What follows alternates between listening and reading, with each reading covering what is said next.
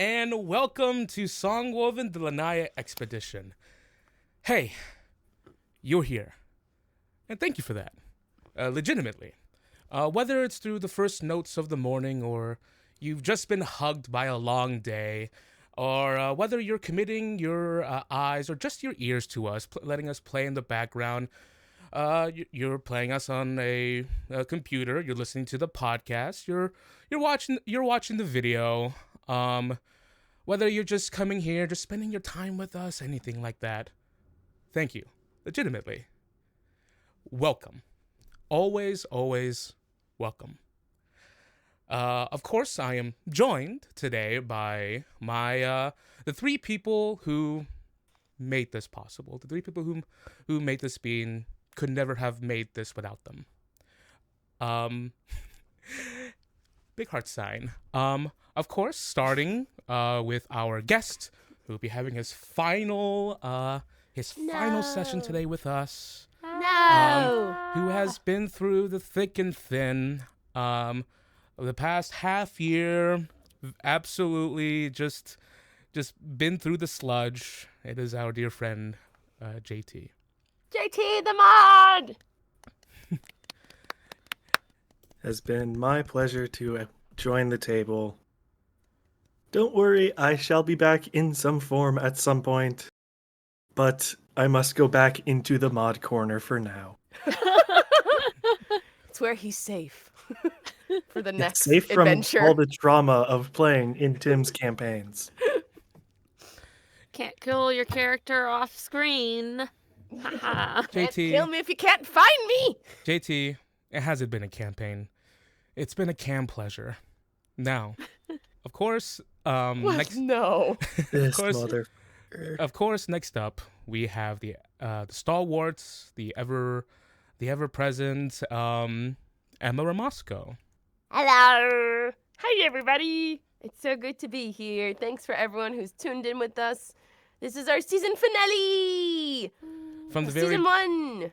From the very beginning, she's been an absolute soldier, an absolute powerhouse of our streams and everything. What? And why are we complimenting everyone? And me, me and Jenny picked her to be with us, and it's just been an absolute highlight of our lives. What the fuck? Why are you Timmy feels bad cry? about what's gonna happen today, I guess. He must. I'm just being nice. Oh, They that's don't trust why. That's thank you. I'm wearing the white dress shirt to show that I'm scuffed and tired. And of course, Love you, Tim. Or how the kids do it these days. This hurts my hands. Why do you children do it like this? Do the K-pop one. This one just looks like a butt. That's why I just do it in sign language at the end of every episode. And this whole stream wouldn't be here without her. Which is succinct, to say the least. I know her very well. We've known each other for almost half our lives by this point. Stop! And I will continue to know her. The reason why my heart brags, it doesn't beat, it brags. It's Jenny Sherrard.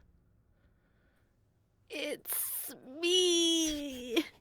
If that's not in your fucking wedding vows, I'm suing both of you. He says things.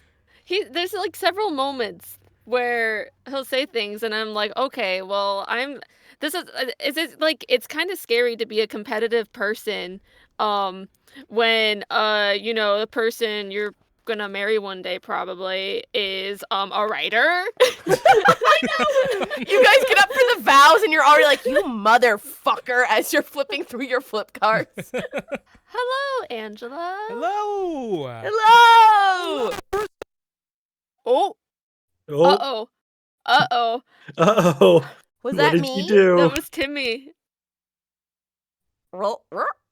He's gonna fix his mic. Oh boy. Oh no! It's frozen on the thingy. Uh-oh. Stream looks fine. Oh, mine's fine on my mine. screen. It's fine on the computer. It might be your phone, Emma. Yeah, it's my phone. Hello, everyone. Tim. Welcome back.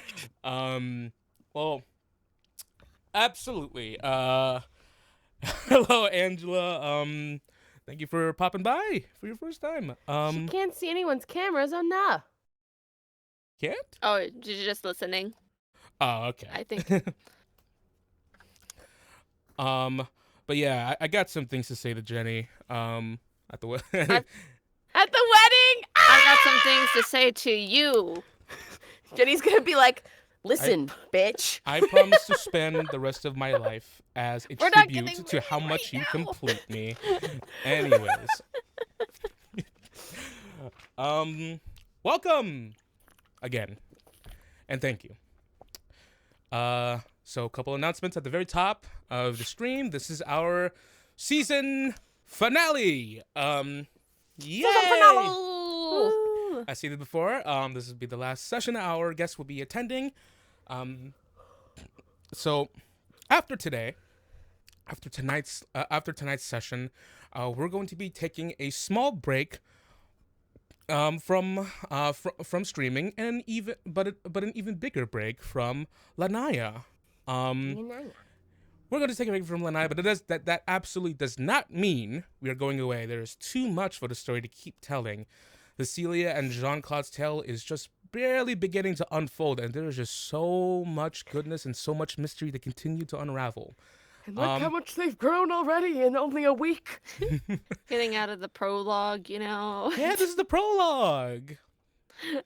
But now, but keep an eye out because we're always in the process of cooking something over here in Songwoven. So for the very next time you see us on the stream, it'll be something a little bit new. But we will be back to Lanya, and that is a promise. Is there anything else at the top of the stream that we should announce? Ouch. No, I'm just to gonna make turn on it my AC. clear.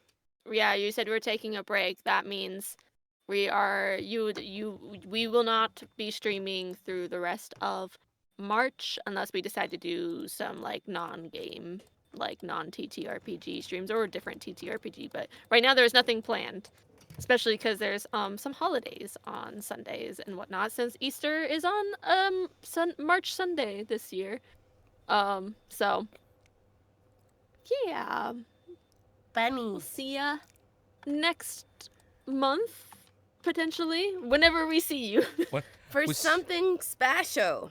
We'll see you when we see you. I believe that's it. Ah. I believe the thing that we have to do now is get to the recap. JT is already rubbing the face because a lot's happened. And it all comes through to you really fast.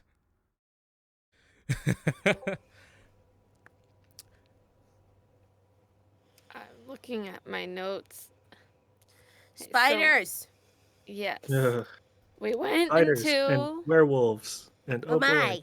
Oh my. we went into Rexon with the astral projection of Cecilia's sister Delmira, and with the plan to have Captain Lee try to distract the automatons that are guarding the ambit and the moon shard that we're after, that we believe to be causing everything. And we had a reluctant agreement with Marrow, a creepy old bone dude who's weird and vague about things a lot, Don't trust his ass. that he would take care of the Venator, who we are very scared of. And so we managed to get inside the ambit to Dalmar, Cecilia, and Jean-Claude. And then we encounter the parade bot that was taken over by this red moon and everything. That we fought in a very cool fight. It's genuinely, I was gonna post about this. I was like, if like for people who missed the last episode, like that fight is like kind of like a must watch in my opinion, because it's kind of the coolest fight was I've done so ever. Cool. It was really good. It was really well done, really well constructed. And so we fought him, and then we got into the where the archmage of the town had been keeping the Moonshard, and we find the Archmage changed into a werewolf tied and left under the red moon. And we left Dalmar with him as his old friend. And while Jean-Claude and Cecilia went towards the Moonshard, as Cecilia could sense where it was from the other Moonshards, wanting to reconnect with it. Dalmar lets down the mage, who then attacks him and tries to hold back, but isn't able to quite save from the madness. And they're struggling with that. Meanwhile, Cecilia's trying to get the Moonshard. She left the other ones with Jean-Claude and was trying to reason with this childish Moonshard, that's, controlling all the memories of everyone in Rexon. And so she tried to take control and eventually talk the Moonshard down. But meanwhile, while that was happening, Dan Loran shows up with a giant spider retriever trying to get the Moonshards for Kari in the name of Shar. Stupid stuff. Dan Loran's not as into this, but apparently he has to. He's still a what do you call it? An observer. Yeah. And so Dan Loran's got this big retriever. It does like a ton of damage. But then the werewolf comes and distracts him. And then we start shifting out of whatever plane we're in, seemingly. Potentially. We don't know that for sure. That was our theory, I think. Or unless you said it. I don't remember. But there's a white light as the retriever was about to blast towards us after we retrieved the Moonshard. Yes. But that's just a theory. Dragmire's like, the background's changed. Yes, for Welcome. our season finale, the background is different. Welcome, Oh My Y and Dragmire. Maybe we are in the... Oh, yeah, we're trying to figure out what plane we're coming from. Yeah, we don't even know what plane we were in. It's not... Maybe I was... if it was the Feywild, I was going to have Jean-Claude freak the fuck out. It didn't feel Feywild-y, Nah. but we've seen the Red Moon in the Feywild, and there's been connections to the Feywild, so I don't know. Feywild's usually more whimsical. This sucked. This just sucked all around. The This Shadowfell, sucked ass. Oh, maybe it was the Shadowfell. because it didn't give me Shadowfell vibes either. But like the possibility, because the Shadowfell is kind of like an opposite parallel to the Feywild, was my thought process, and we know that the Feywild has things with the Red Moon, so that was my theory. But I'm not sure. We don't know, and neither did our what's it freaking called? Ex-Sphinx Augustus, the cat. No, not Augustus. It was Apheus. Augustus hasn't done anything here. He's been gone. Right. Apheus has been weird the whole time. Apheus couldn't figure. No, not Apheus. The Griffin. Oh gosh, my memory is bad. Okay, the Griffin. Thaddeus. Didn't know. So I'm just gonna confuse people more because I'm getting confused.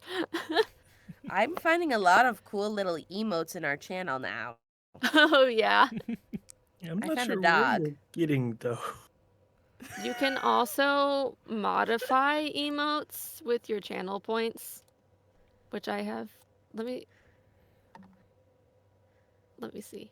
We still need to add the channel points. Maybe, just maybe when we come back to Lanya, I will actually get the channel points worked out. We'll get them done at some point. Until then, thanks, Oh My Y. I'm playing with the gifts and the little thingies. Like the Pikachu didn't eating work. ramen. My emote modify didn't work. Come on, Twitch. It did work! Jackmeyer made Cecilia with sunglasses! All right, everyone. Okay, serious time. Red has been the prevalent color for the past few days? Maybe not days, but definitely long moments, long strands of time. Wherever you were in the city, red dominated the entire sky. The only sanctuary really was being within the buildings or being within your tents, but even you knew that that red moon was prevalent outside. It lurched over you. It felt like it was a hunter ready to pounce. That's been the reality for you three for the past moments. But now, a different color dominates the entirety of your vision. As the moon shards become tamed, white overtakes everyone's vision. It's white for a bit, as you feel this calm settle over you. The still beating of your heart. Your thoughts become blank for a very moment. But then, for Jean-Claude and Dalmar, who both have to give me wisdom saving throws right now. Yes, my highest stat. That is a 14.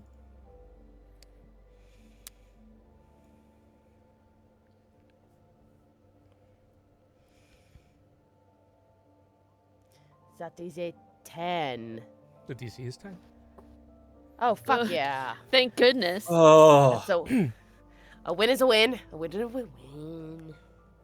I'd be like, you forget everything. In this sort of temporary temporal blindness, your heart finally snaps to your brain, and you think, and you're immediately flooded with color from all angles, from all different walks of life. Dalmar, suddenly you are walking your son through a park. No, you're having a picnic with your family inside at Everett Park. No, you're doing your taxes for you and your grandpa at the office. No. No. You're trying to save your village of people from this thing that keeps stealing everyone. This creature that you don't know that keeps stealing away the kids. That keeps stealing everyone away. You're big. You're tall. And the last thing you see was someone that you loved, a young child swallowed by fire. Ah! Um. That's mine. Jean-Claude. That's mine. Jean-Claude, you're playing with blocks with letters on them. You're small. Your hands are so small. You wrap your hands around the finger of a larger, gruff man who looks at you with a smile he does not share with anyone. You walk with your wife as you laugh with each other, as you walk away from the theater, having just enjoyed a wonderful show of Join Me in Paradise. What? You watch as your father berates you and yells at you. His constant attempts to reduce you to nothing but a pile, for daring to shame, to slight the family by showing any hint of cowardice. As you walk away out of town, he screams to the townfolk to look at you as a source of shame for everything, to use you as the idol, to the marquee, the object to never become.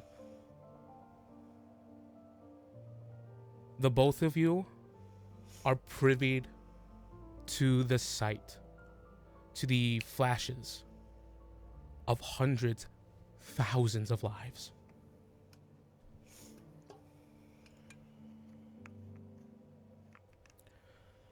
And we go to Cecilia.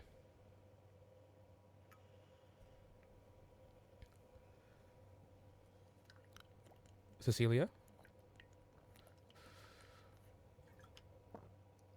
You fly through time. Five sources of warmth, 5 beating thumps held within your hand. Give me a wisdom saving throw with advantage. I just have it's my best stat, but I have a bad feeling about it.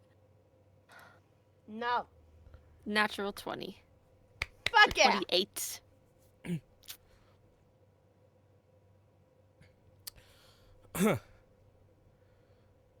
As you trek through these fields, you feel like you've been flung, tossed across realms. As the veins in your body burn, as your heart begins to beat faster and faster, the white turns to black. And Cecilia, you gain a permanent level 2 spell slot. Oh. What? Magic.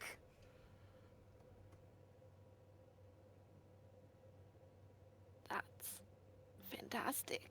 In this, as everything has turned to black, your mind goes to swimming. You feel as if you're underwater.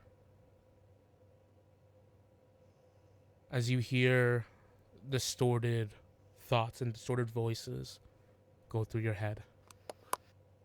You can make out who they are. Delmira, your father. You feel the brush of the hair strand out of your face. You feel the familiar hug of your sister. You feel the reassuring pat of Jean-Claude. You feel the strawed hands of a scarecrow push your head. No! Not again! Not again! You feel the presence of a snapping jaws directly in front of you, not biting you, not hitting you, but it was close and it felt destructive. You feel the rage of this strange entity who screams and berates you, throws axes, throws your friends all around. The hug of Stellar.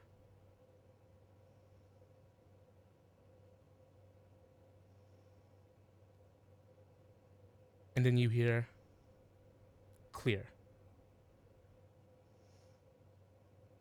Hey, are you okay? Your vision swims for a moment, and you hear, "Hey, careful! Don't touch that. We don't know what that does." And then you hear another voice. These guys just came out of nowhere.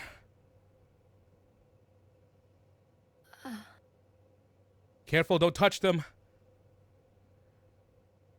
I hear don't touch them, and I look for the moon shards if I can see anything. You spur to life. Your vision automatically adjusts as a goal comes to mind. You need to look at those moon shards. As you see multiple robed individuals, seeming all uniformed, standing about. Every one of them standing like cautiously, like off to the side, hands up, eyes widened, kind of like looking at you and Dalmar and Jean-Claude. Dalmar and Jean-Claude, who are still at this moment laid out unconscious. Exactly. Peacefully. Finally getting the sleep they deserve. Fuck yeah. You are in the room that you were in before. You are in the Archmage's room, and you see a sort of like very cautious semicircle. They might as well be wearing hazmat suits of people around the box where the Moonshot resides in, and it lays dormant. As you awake, you see the young man standing over you, a sort of lavender-haired air genasi. with rather round features, and a sigil on his robe that you've seen on the library here.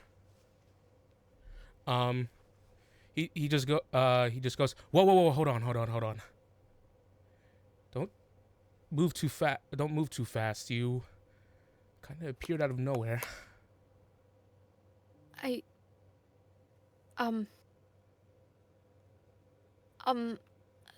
She still goes to get the moon shards.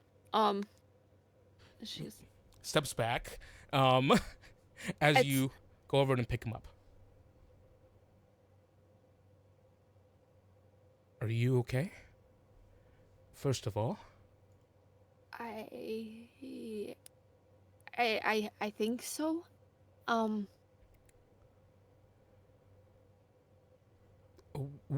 What's your name? Cecilia. Cecilia. I'm Akil Javnir. I'm the head of the scribes. In Rexon? Rexon, yes. And as that happens, you hear a voice down the hall. It says, Akil, more people are showing up around town. And Akil just kind of like sits up and just goes, go help everyone you can. I look over at Jean-Claude and Dalmar, hearing that. I think there's a slight fear all of a sudden as she starts to kind of slowly but sure, like thinking of like what's happening, and it's like another plane, people are shifting back. We were in danger. And she goes to make sure they're okay. Jean-Claude first, and try to wake him up. As you go over, you see the scribes kind of like keeping their distance from you at the same time, because a little bit unknown right now as you go over to Jean-Claude, who is still unconscious on the ground.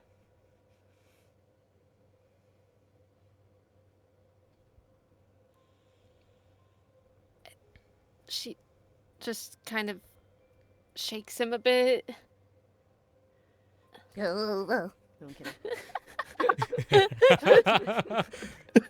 JK.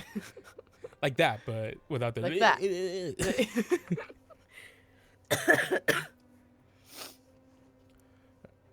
Are they okay? Are they your friends? Yes, yes, they are. Are they still pretty hurt too, Timmy? Oh, absolutely. They have carried the wounds. Yeah, I'm gonna go ahead and just... I will cast Cure Wounds at 2nd level on both of them. Yay. Okay. Give it a At roll. least we won't die in our sleep. But okay, this one's Jean-Claude. 12. And then Balance out eventually. this one's 16 for Dalmar. Okay. As you tend to them, goes, Cecilia, right? Mm-hmm. How do they know her name? They asked. They asked. Oh. I'm like, and how do you know? That would be Jean-Claude if he just woke up like, and how do you know her name? I asked. No, you liar. Have I mentioned that he's wary of everyone? I never noticed that, actually. What a Who would have surprise. I've noticed. It's almost like it's only like Cecilia that he ever really is cool with. He was suspicious of me, too, and he met me. Well, you were a criminal to when arrest he first you. met you. He tried No, to I arrest wasn't. you. I didn't do anything wrong. He tried to arrest I was just you. going through the woods. He tried to arrest you. I was walking through the woods. He was like, "Oh, teenager, probably a miscreant." I remember that time Jean-Claude went, "You are under arrest," and then me and Jenny went, "What?" at the same time.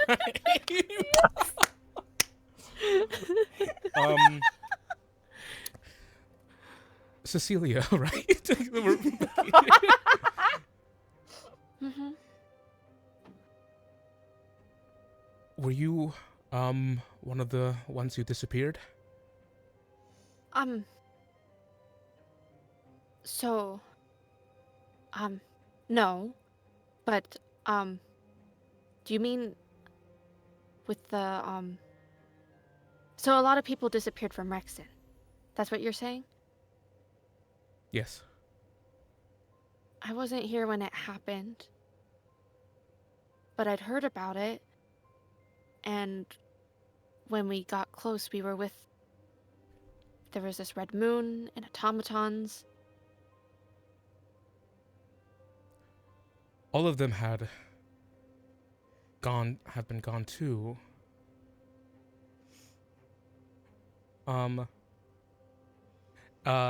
And then, you see peeking through the doorway a small automaton head. Charlie? Charlie.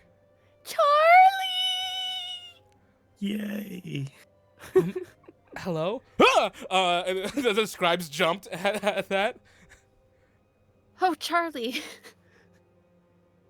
You're okay. Yes. Everything was quite woozy for a little moment there.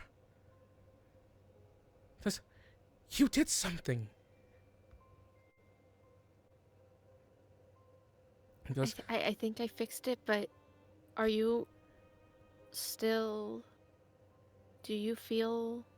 How do you feel? "Oh, I feel completely fine. How are you feeling, though? If you don't feel fine, then I won't feel fine." I'm not bad. This is, I think, better.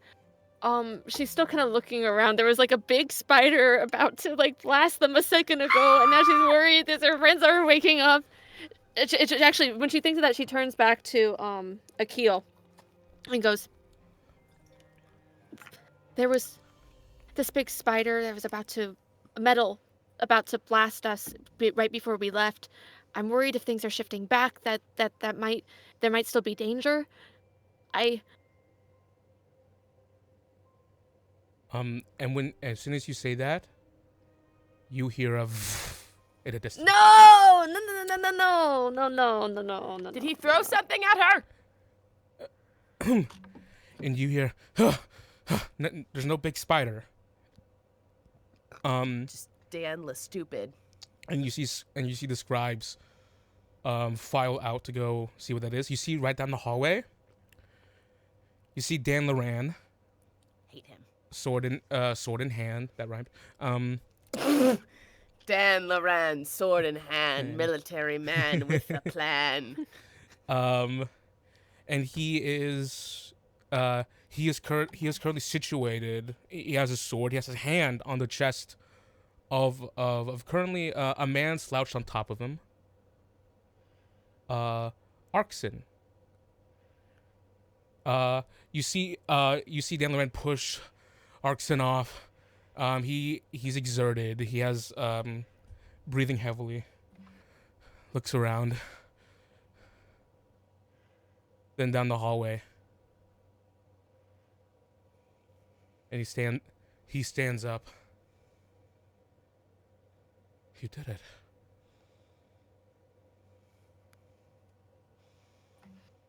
She's very on. You see Akil goes, "Sir, we understand you're feeling quite exerted right now." And Dan Loran goes, "Enough."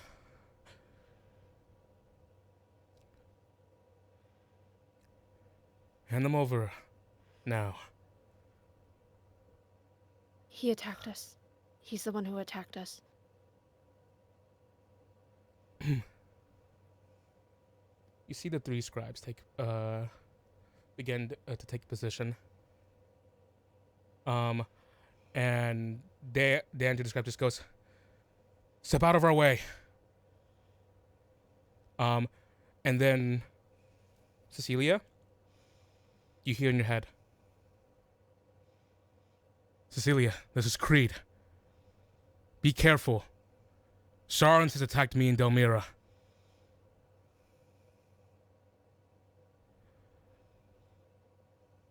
She'll respond. Thank you. Tell her I'm okay. And you don't hear a response back. I don't have hold person prepped. That was, he said Shar attacked me and Dalmira. Sharans. Sharans. Sharin, so multiple ones attacked People him who and Dalmira. follow Shar. That's not good. How hurt does Xandrelor look? He Hurt looks. him more. He looks quite. He looks spirited. He looks ready to go. He looks fine. Yes. He had a few scratches on him, but that's it. But not a lot. Okay.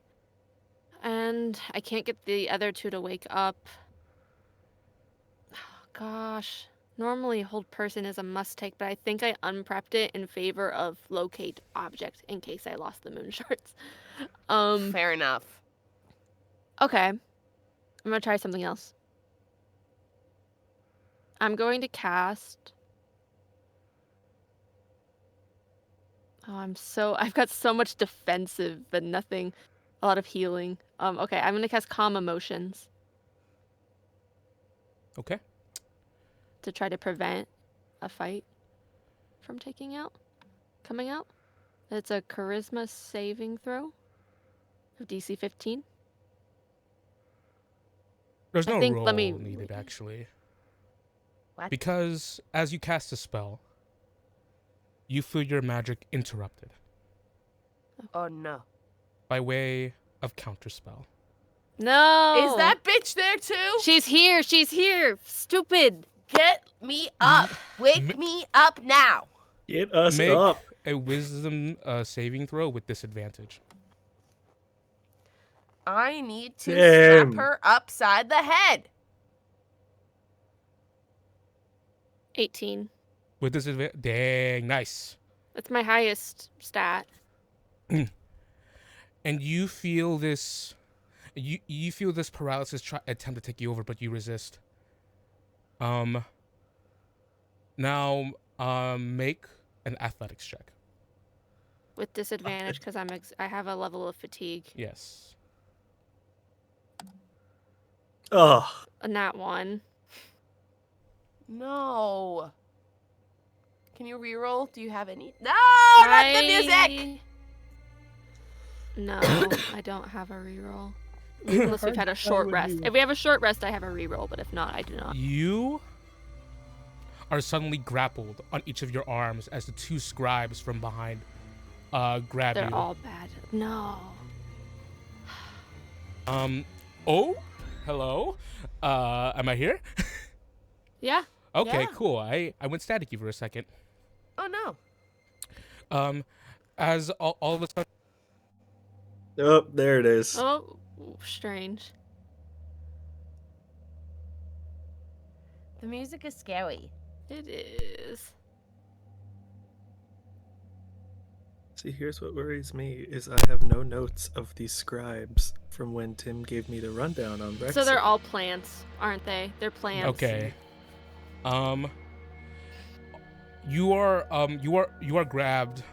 You are grappled as these 2 scribes suddenly seize you from behind, and you hear,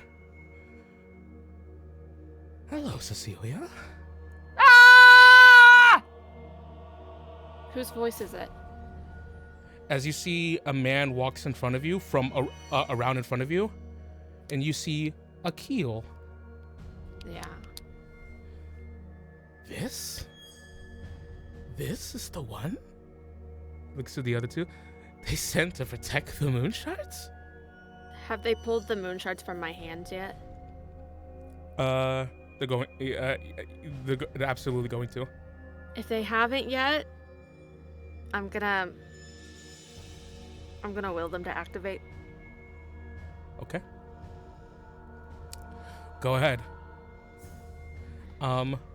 You see as the moon shards begin to alight, this man's face twists into a smirk as the flesh begins to peel and shift,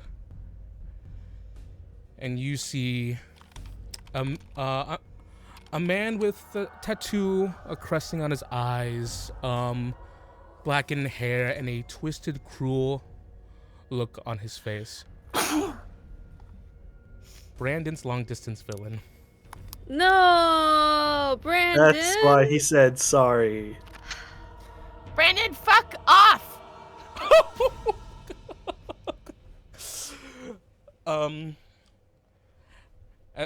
And as the moon shards begin to glow. Yes. Oh, I can't wait for this. Go ahead. You're even doing a Brandon voice. Okay, so Exactly. I roll 5d100s. Is that what it is? 5d100s? Yes. 96. I rolled at 258. Should I reroll one? Yes, please. 96, 58, 34, 37, 84. Okay, give me 1 second. I'm gonna bust out the nice table. Okay, I read the always first write one. them down too. So Okay, many 1 second. numbers. This might be a horrible idea too. Okay, it's a 96. You and all creatures within 30 feet of you. Oh no. Gain vulnerability to piercing damage for the next minute. No! Why? No!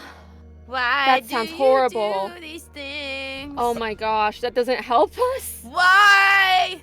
Why? Why? Next. 58. For the next minute, any flammable object you touch that isn't being worn or carried by another creature bursts into flame. Okay. The box.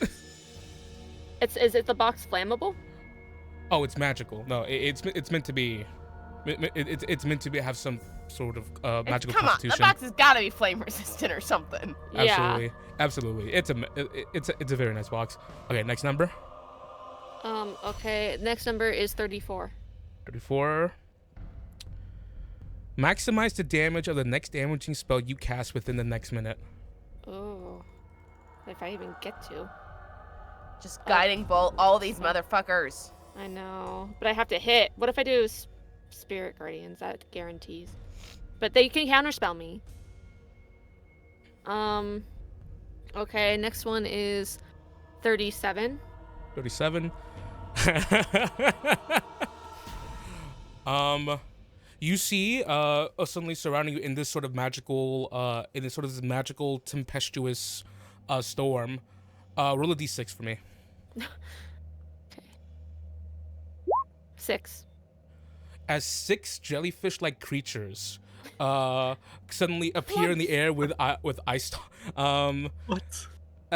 These strange-looking creatures that seem to float, they seem to all glow like a sort of like a sort of, they have an incandescent glow about them. Right now it's red, and have strange eye stalks. Flumps all appear, and you hear, "Oh no! Oh no! Oh no! Oh no!" as they all scramble and go away because they are frightened of you. Oh. No, I thought they were gonna be her ally. They're just like, ah! Okay, 84. 84. Oh wait. Oh. Roll 1d10. Scared. 5. Okay. Dalmar, Jean-Claude, both of you take 5 necrotic damage. Okay. 20. So there's 4 of the people. That's a death. Does that mean we are rolling for death saves now? No, just No. necrotic. No. Necrotic damage. You're unconscious, but you're not And I 0 healed hit you. points unconscious. You're not knocked out. Got And I healed you a it. certain amount, so I know you have more than 5. So 10, the 20. But Charlie takes 5 points. Each necrotic within 30 feet of you takes 1d10 necrotic damage. You gain hit points equal to the sum of the necrotic damage dealt. I'm full health. So you heal 35 hit points. I'm full health. Cecilia is rocking with us, baby. I know, but like, couldn't they give you guys the health instead? That was just bad. Nope. Because they hate us. Sleep. Is that all of it? Huh? Is that all the numbers? Yeah. You take a point of exhaustion. Just 1 or 2? I believe it's 1. I thought it was 2 before, but I will gladly take 1. Yeah, it's 1. I mean, you had 2 before. You have 2 points right now. No, I had 1 point before that. Oh, yeah, 1 point before? Okay, well, Because I ignored the first level. Yeah, just add 1. Okay. Also, I just realized my athletics check wouldn't have been with disadvantage because fatigue's different in A5e, but I think I failed either way. So, a 9 so it's too late. Okay. Now I have disadvantage on strength, dex, and con checks. Because the first level of fatigue in A5e is cannot sprint or dash. As this necrotic energy is conferred and spread throughout, and you hear Charlie go, oh, as the life around begins to seep into you, as a tempestuous storm calms, not the thing you want, not the circumstance you want. You see the person in front of you moves forward, knife in hand, coated in some sort of green poison. I'm now a knife! And going to stab you.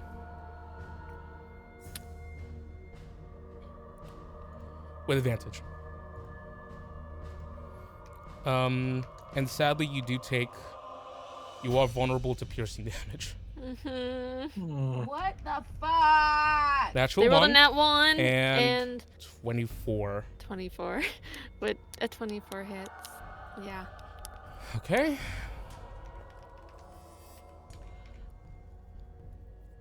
You take 14 points of piercing damage from the dagger itself. And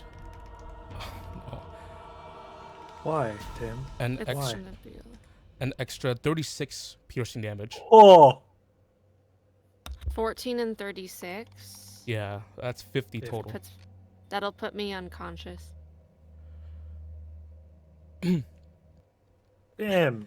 As a knife enters into your gut, What the fuck is happening? and you feel, as it pierces into you, you feel the strength leave your legs. You see the twisted smile of the man in front of you. He goes, "Thank you for making it so easy for me." As he grabs a fistful of your hair, as your consciousness begins to leave. And he just goes, "You didn't have to do this." But I think they can consider it a nice bonus. And the last thing you see, before everything fades to black, as he pulls the knife out, and he goes in to stab again, you see the approaching figure of Dan Loran. As he was sword raised, and the clang of metal as you go unconscious. Saved my life. I think Dan's gonna maybe whoop this dude's ass. I'm worried about Dan. I'm not. I'm not. I mean, Worry about your moon shards that just got stolen again. I know. Well, not again. Nobody's taken them from me except for Sir Aldemore. Fuck you, Sir Aldemore. I know. Oh.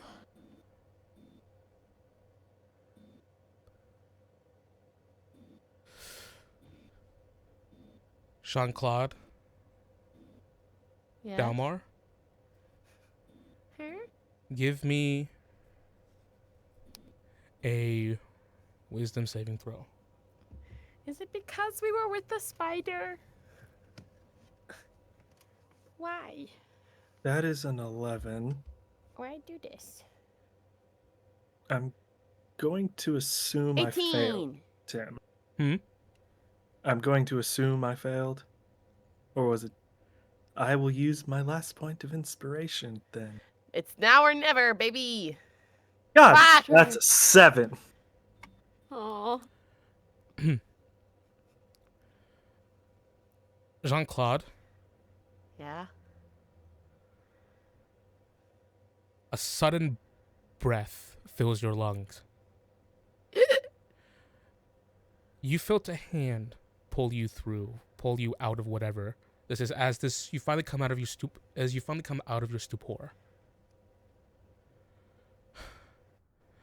You look around and see that it's light. You see the you see the sun come through the window. What it can anyway. As the sun is trying to burst through the dreary clouds that hang overhead. It's not red anymore. It's not night. Fuck yeah. You look around and you see Dalmar on the ground, sleeping. And directly outside the door, you see a prone Cecilia in a pool of blood. Nope. Launching to my feet and running. You rush over to Cecilia. You see on her stomach, she's in a pool of blood, but someone put wrapped a bandage around her, around the wound that she had, but she's completely unconscious and stabilized.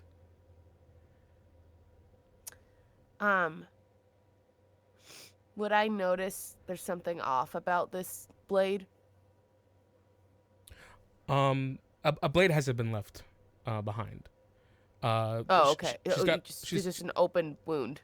Yeah, it's been bandaged up. Oh, it's been bandaged up? Yes. Okay. I'm confused. I'll then he'll cast cure wounds. You cast Cure Wounds. And Cecilia, you come awake. A burning in your veins. Hey, what the fuck happened? She's just clearly very much in pain. Okay, easy.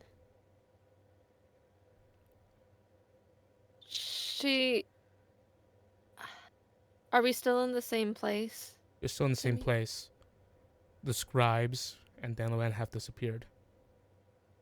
You no longer have the moon shards.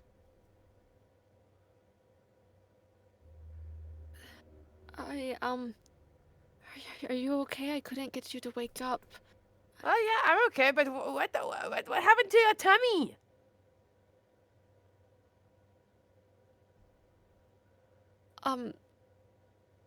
I was stabbed. By the spider? They must have been Sharans. Where? Dalmar was attacked too. Dan Loran was here. Oh, fuck that guy. I think he saved me. I don't know. I try to. The moon shards are in the box that I can sense. Can I try to sense their location? You can. They're far. Well, you can sense them. It's a pulse. It's a ping in your mind. They are miles away. They're going north.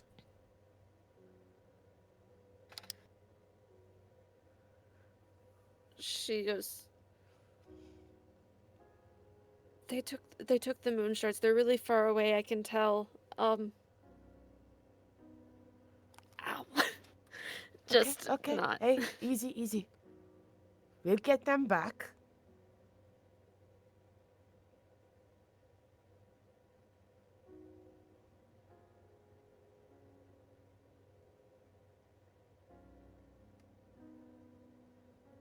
What's wrong?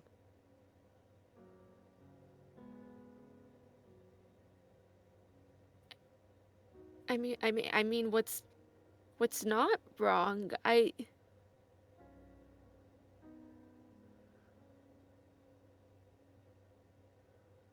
think we all just nearly died. And yet, here we are.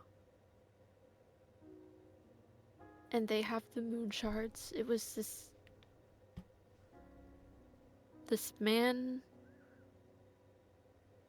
He looked like he was from Rexon, but he wasn't. His face shifted, it changed.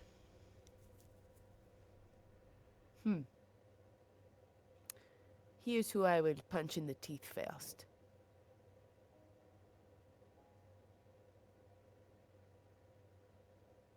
I think... Go ahead. No, you first. He's gonna put his hand on her shoulder. Cecilia, this is our duty. We did not sign up for this thinking it would be easy.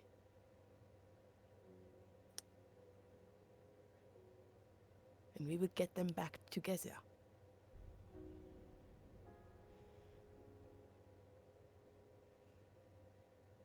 Timmy, did you say I noticed that the blade was poisoned?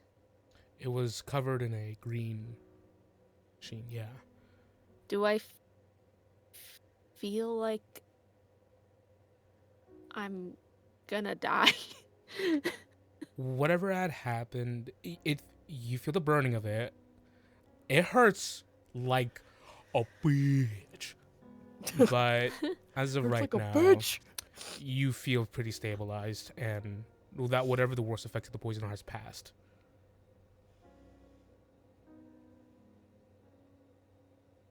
She's just trying to recollect some of her senses.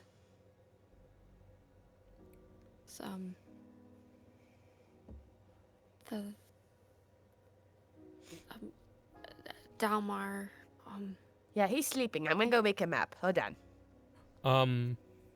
You hear a cough down the hall as you look, and you see his body looks very frail. He hasn't eaten in probably a very long time, being tied underneath that light. As you see Arkson cough, coming to consciousness.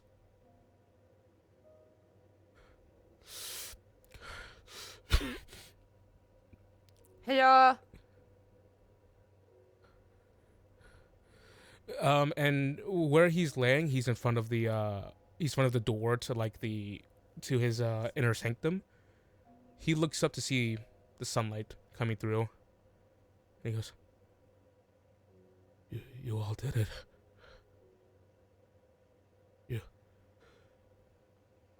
Where's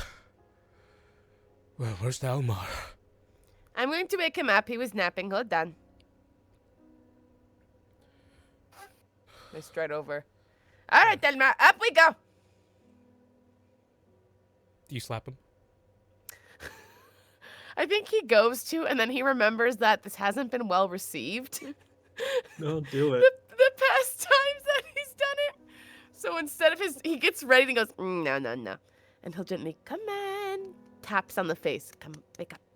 Wake up. And you Pulls hear on his beard. You hear from the bag of holding. He goes, "Hold up, let me at him. Ephius, now is not the time to bite him. Put me next Come to his on. fucking ear." He's No! Weird. What was I pull that? his beard. You pulled That is enough to at least get him to stir. And you see what is left of a metal arm try to swing at your face in a reaction. Oh, make shit. an attack roll. I'm- Can it be with disadvantage since like half his arm is gone again after Yeah. that fucking Yeah. spider? With disadvantage. But also it's a surprise, so we cancel out the disadvantage with advantage. Okay. I can't be surprised. Okay, now it's disadvantage. Get fucked. So many rules for this. Because I'm alert. Yeah, that's not gonna hit. He gonna miss pretty easily. Swing. You feel the arm quickly swing at you as you kind of like back away quickly. Hey, oh, I could have slapped you. What the fuck? And Dalmar, your involuntary reaction causes you to stir.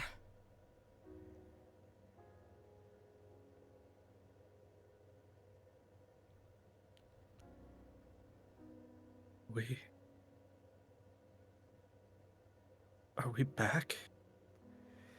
Looks like it, but moonshots are gone, so we got to get up and get going. Come on.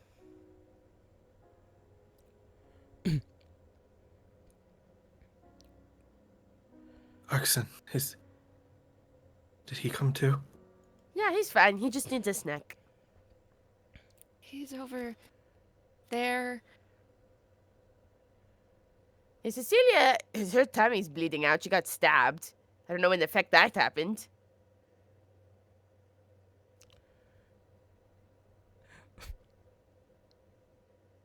What'd you call them? Sharons?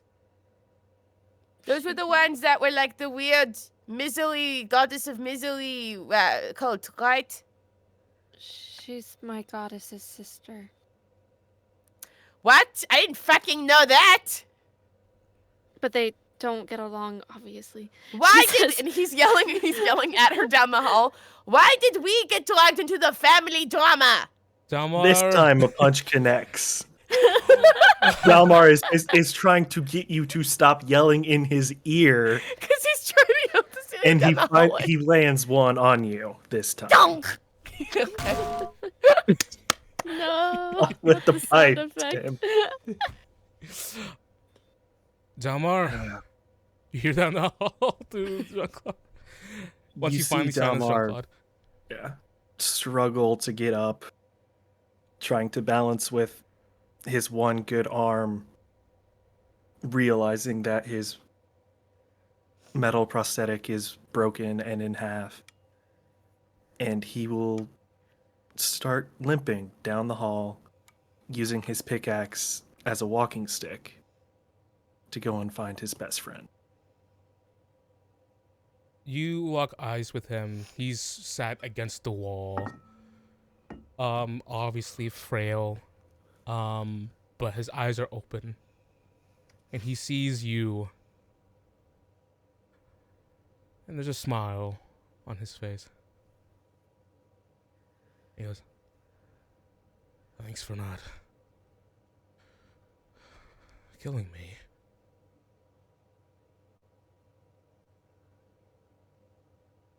Thanks for not giving up. Your arm.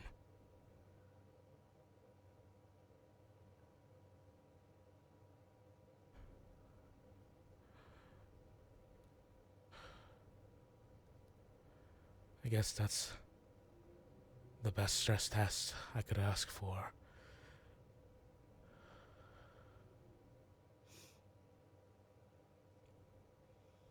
Guess you'll be owing me a new one.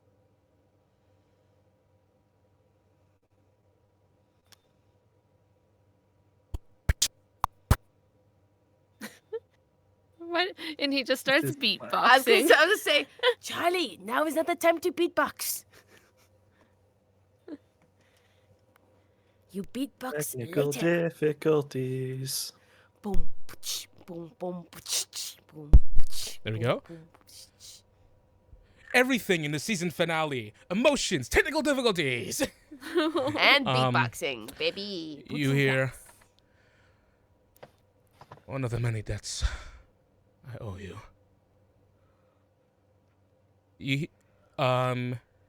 Coming down the door, you hear, here they are.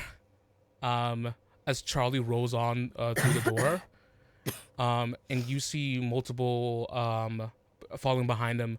You see Luann, who goes, hotel, and boss, and she's going to, she tries to run into you and hug you, but you're just so strong and she's so weak that you just stand completely still as her entire force just runs into you and she hugs you. Oh my god! And behind her are multiple scribes. Dalmar, you recognize these? These are the scribes of the scribes of the library here. And you see as they walk in, surveying the situation. One of them, Cecilia, the one you saw before, who had run into here to inform Akil about the people appearing. He just goes, "Where's Akil?" And Dalmar, you do know Akil was the head of the scribes. Can I insight check him? This, because now I'm like, okay, what if they were all bad? What if they're not real? Go ahead, insight check. Yeah, because Cecilia didn't say they were scribes. She said just Sharians were there. Yeah, because she right? didn't know for sure that they were scribes. I rolled a 19. The man's reaction is genuine. He is he has a very genuine question, and he's confused. Where's Akil? He infiltrated the scribes. I shake my head and I go, that he wasn't him. It was someone disguised as him. What? He introduced himself to me as Akil, but he's the one who, his face shifted to someone else, and then he stabbed me. Charlie goes, to my knowledge, from what I saw afterwards. First of all, I'm really glad you're okay. I went to go get help as soon as possible. Thank you. After the man stabbed you, the two says him and the swordsman fought for a little bit. The swordsman gained the upper hand. He goes, from my knowledge, the man who stabbed you, he was a changeling. And from what I heard, they called him Vane. Vane? What happened to the man who was fighting him? Do you know? Well, afterwards they took the box you had. The man who fought him? The man who fought him. And the three people who's wearing the same uniform as you, all of you, they took the box from him and left. And that man took the time to wrap bandages around you and told me to go get help. Did he leave with Vane too, or what happened to him? They left before him. But he left too. After he told me to help you. They must be different.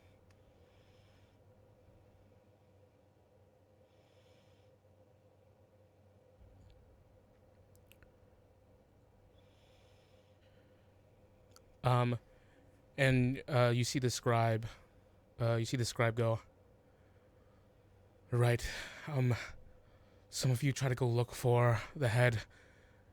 Like, some of you stay here. We need to help. We need to help these. We need to help these lot. we're gonna take you to a place where we can get you healed up and look over you. The House of Waffles has all the well-preserved medical supplies. No. We have to. We don't have time. We have to go. He looks at Cecilia because the last thing she said is, the moon shards are far away. She nods slowly, not feeling good, but she agrees is the thing, and so she goes to get herself up. Cecilia, you attempt to move and pull yourself up, but your legs fail you in this moment.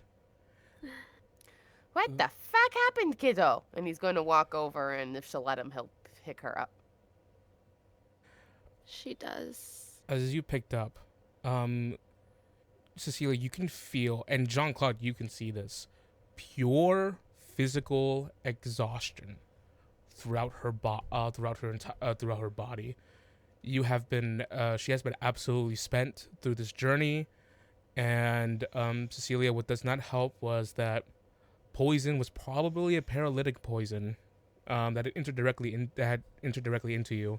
Remnants of it is still around, and you feel your strength like absolutely waned.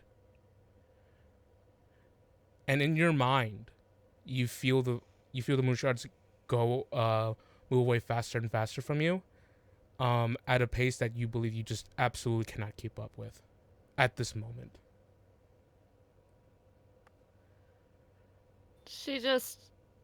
You pick her up. She just starts to cry. Oh no! He was not expecting this, and as he goes, "What's happened, kiddo?" "Oh no, sweetheart, no," and you see he just pushes her hair away, lifts up her he's got one arm, her in one arm, and he pushes up her glasses and uses the sleeve to wipe her tears. He's like, "It's okay, it's all right, you're okay."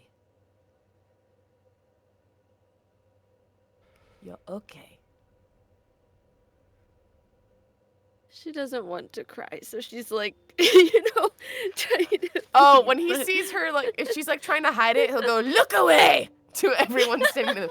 "Don't you fucking look over here! Turn around!" People legitimately are being respectful. And Dalmar, you're being hugged by Luann. Luann had already started crying. And she just goes, "I never should have been an empath." Jean-Claude goes, "That's not a thing." This poor girl.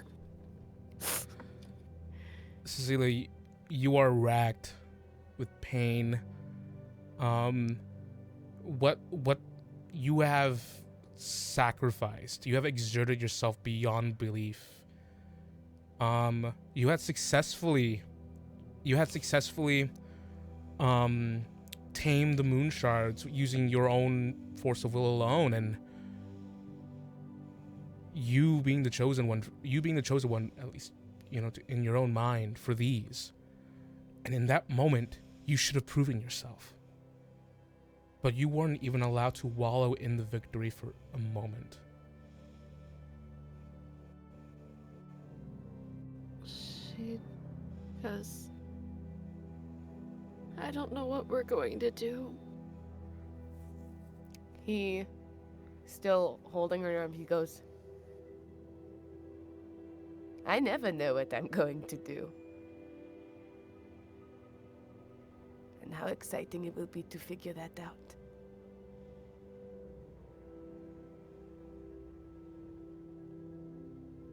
You just need some rest.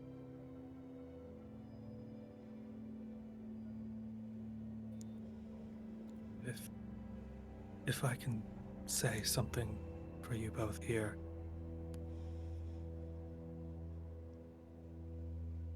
Those who have come back, myself included, we owe you a great deal of thanks. And if you are going to stick around and rest, then please allow us to at least give you the recognition you have earned for helping us here. Just no parades.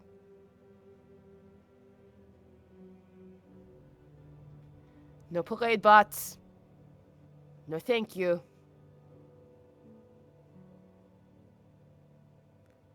Dalmar will turn to the scribe and ask him, do you have a list of those who have reappeared, those who you have found, anything like that? Everything's happening so fast. We're going to, but we're still scrambling things together. Do you know if Captain Lee has come back? We found him on a horse in town. He's here. Good.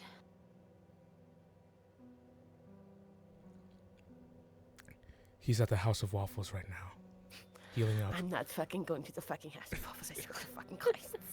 You are. Unfortunately, you are. We don't have many clerics on hand right now. The House of Waffles has an immaculate health code, and they keep up to date on their medical supplies. Mm-hmm. One last question. Do you know if any of the directors have been found?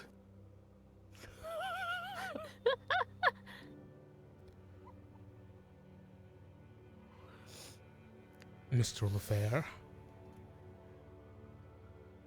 is within her office right now. She's been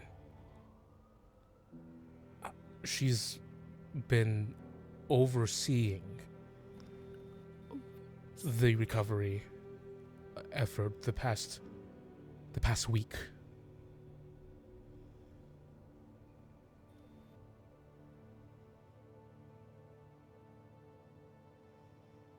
I see. Charlie goes, I've picked up your tone. He says, you said overseeing in that kind of way. She hasn't been helping much, has she?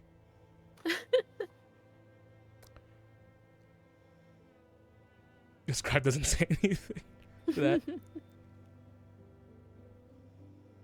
Well, if I can make a request, please lead my two friends here, motioning to Jean-Claude and Cecilia.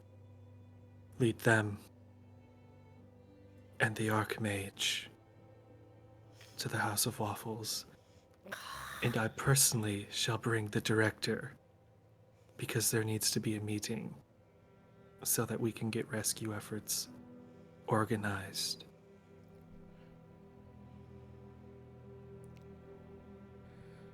Looks at the Archmage. And Arxon gives a nod to follow your command. And he just goes, all right, come on. And you see this as the scribes kneel next to the Archmage and help him up. You hear them go, nice to have you back, sir. Arxon looks at you, Dalmar. And he has you see a little half smirk on his face. He goes, talk to you later. Of course. And as he walks, as he's helped away, make a perception check for me.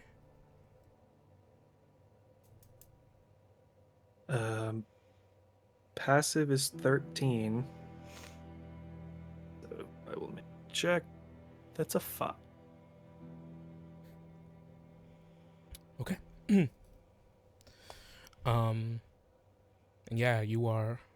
The scribes come over to you, Cecilia, and Jean-Claude, and he just goes, "Do you need assistance walking?" He's got her in his arms. He goes, "Oh, I'm good." Like, and when they come closer, he kind of. Here, puts a hand on you, and you feel all of a sudden very much stronger, as they cast enhance ability on you, and you are more confidently carrying Cecilia in your arms.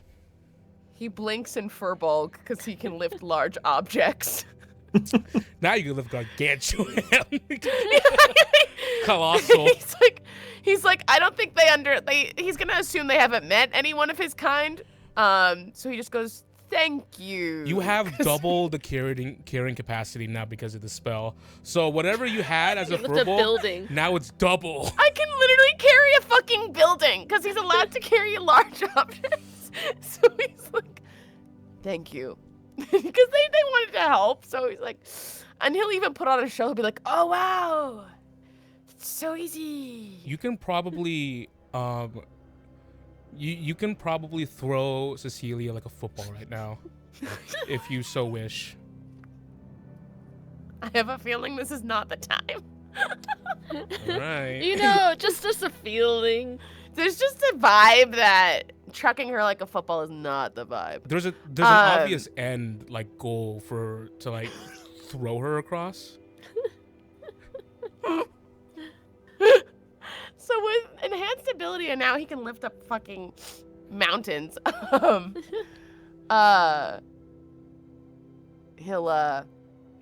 He'll say to the scribes, and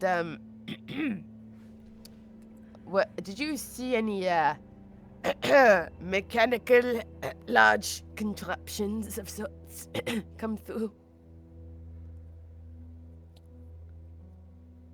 Well, in the past week, no, but then they all started showing up around town, but all of them are decommissioned, well, except for Charlie. So there wasn't one that looked like a spider? Spider. Not that we know of. Why? So you decommissioned all of them? They've all disappeared, and they're coming back now, but they're all as they're leading you out into like the ambit. As he's in the middle of making this point, you hear a loud crash as all of a sudden Breve, the parade master bot, shows up. He's already deactivated the way you left him, Jean-Claude, as he just fuck you! appears in the middle of the building. And everybody jumps. She goes, the parade bot. Yeah, no.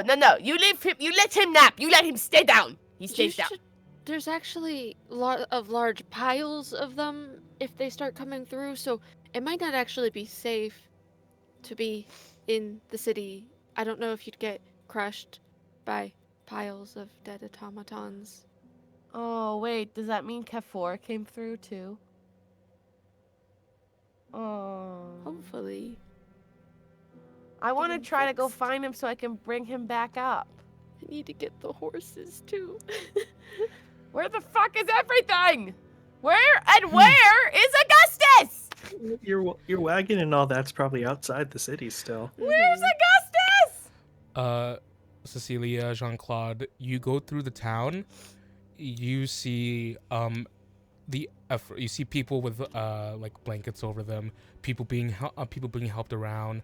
You see guards who apparently weren't who apparently weren't even like who didn't get shifted to the other place, maneuvering, helping people. The effort here isn't wide scaled, but it's organized and people are doing their best.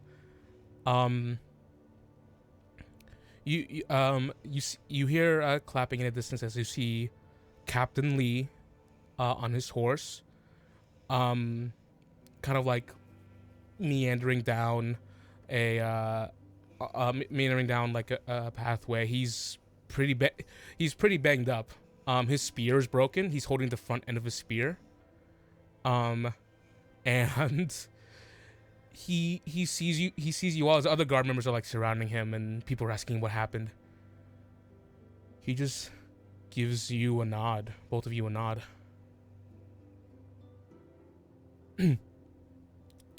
As there's too much business happening between the both of you where he can't like just approach you, but he just gives you acknowledgement. And you can see in his eyes that he almost can't believe it, that you're all back. you are led to the House of Waffles, where you see Triash's. It's always bad because I always want to laugh when I say it. It just sticks out so much. The House of Waffle. As you go over to the House of Waffle, the House of Cecilia, Grief, House of Hope, the House of Waffles. if anyone monologues at me, I swear to any fucking god, I will smash them there. They can't be in character during like a crisis, right? Oh, but they're actors, they can. Hark! If you need No! medical assistance, please No. come No. hither yonder thee. No. Fuck me. I love you, man, but no. As This you is definitely their thing. as the guy, the guy doing the character, he's dressed in like he's just in scrubs. He's just he's just keeping everybody's spirits up because people are just being helped. And you smell delicious bacon and waffles being cooked from inside the building. The two of you are amongst a sea of people. You're placed on these House of Waffle branded like little medical beds, and you're looked over by scribes for a moment. He glares. Hither yonder thee. What do you want? Product placement. If Songwoven is sponsored by Waffle House, it would would be the best. That would be a day. It would be crazy. It'd be the craziest session. Listen, we're already trying to get NASA on the map. Why not add Waffle House? You guys are healed 20 hit points. Hasn't been announced. And gotten to a good point. And in this moment, the two of you can speak to each other, if you wish. As you're left alone and feeling better than before, but you still have your levels of exhaustion. She's been thinking while people worked. And you might see her, she reaches for her holy symbol. And she's going to cast a spell that you might recognize now as sending. He will turn away because he knows it's like a phone call. And she casts sending. She's going to try. Don't know if it'll work. She casts sending to the moon shard she just rescued. I don't know if it'll work. What do you say? She says, it does say a creature, it doesn't have to be a humanoid, so maybe. But she goes, I'm sorry. I'm coming to get you. Help! Help! Don't. Help! Help! Is she able to finish the message? Can't. It Or cuts no? you off. No. A swarm of voices just immediately enter your mind. Mother! Mother! Help! Weird. That's weird. They're That's calling weird. Out, they're not. You have a feeling they're calling out the saloon as mother, not. Oh, okay. I was like, okay, that's weird, guys.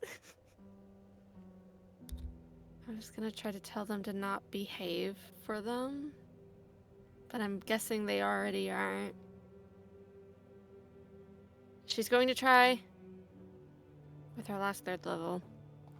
She's going to try to, after hearing that, she's going to try to really fast. Try to just convey that of don't behave for your captors. That's all she's trying to get across as fast as she possibly can in another third level spell slot. Die, kill.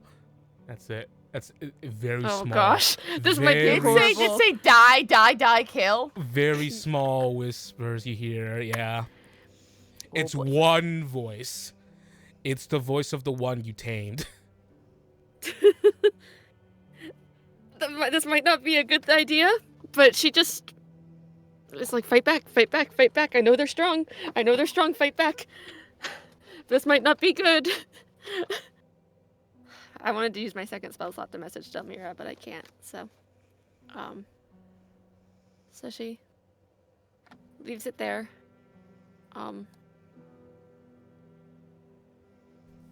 Puts away the copper wire that the spell uses. As you get ready to just get away from that, you hear another sending come out to you. You hear, Cecilia, need an update on you. Are you okay? And that's Creed, right? That's Creed. She says, I'm okay. I tamed the moon shard, but I lost it. All of them. They left north. I'm okay.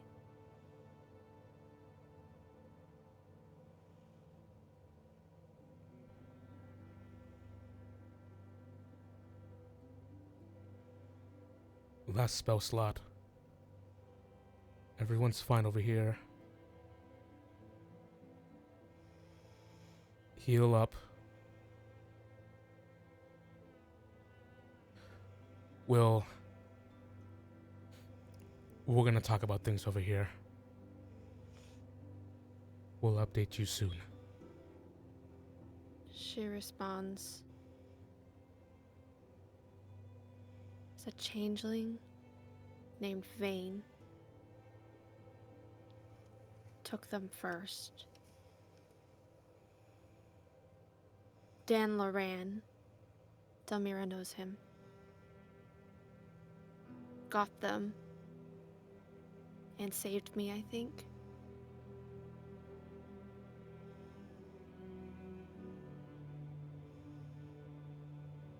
But that's all she can say. And that's it.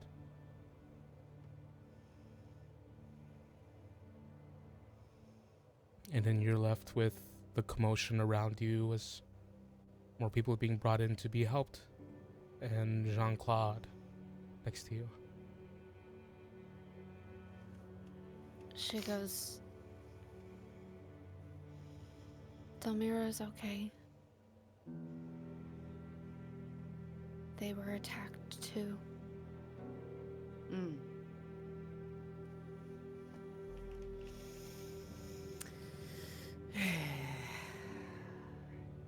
How did they know where you were?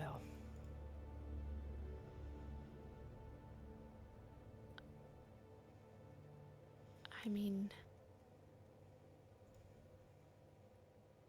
Kari. Maybe. I don't know if this Vane person must not be affiliated with them. I thought he was, but Dan Loran attacked him. I can only assume Dan Loran's the one who has them now. And Kari. Shapeshifter will definitely bring about some trust issues in the future. That being said, he looks out at to the sky outside, where it's no longer red. Where were we?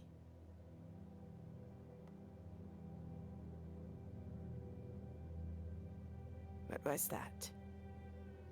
I thought the sky had changed, but I think we were in another world. It was another plane, but I don't know which one.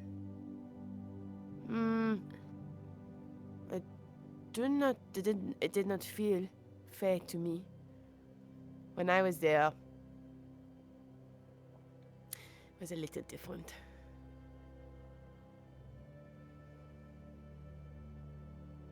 I don't know what it could have been.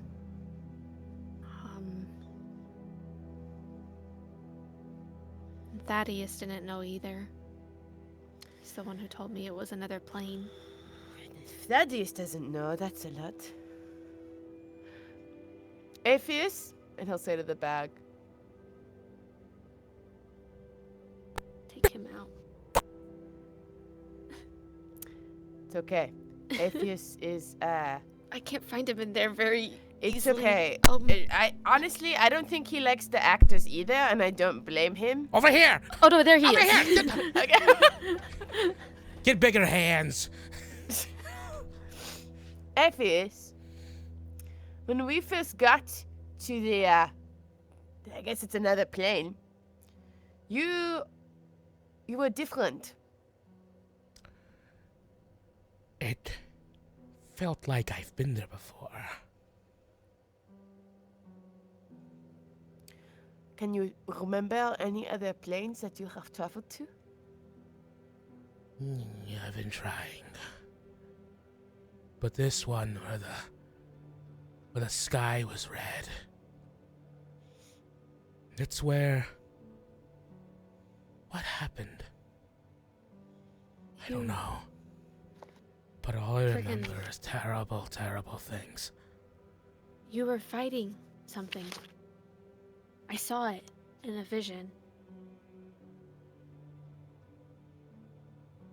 And I think you were a woman.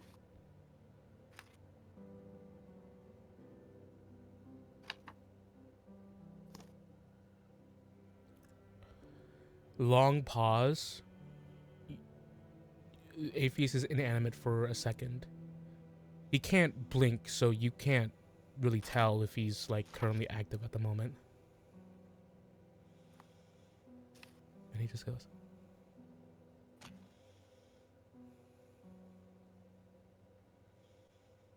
"Is everyone okay?"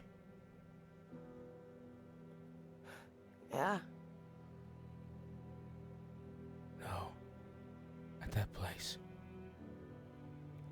In the dynasty.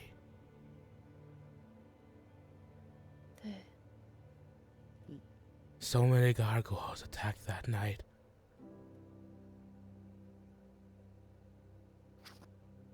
In the Level Up dynasty?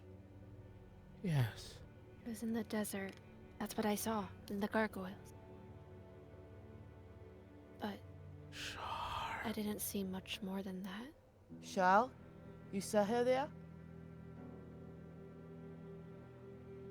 I don't know why I can't remember. Maybe a curse? They don't want you to remember. You reacted to the book too. The book from Shar. Yeah, you did not like it, remember?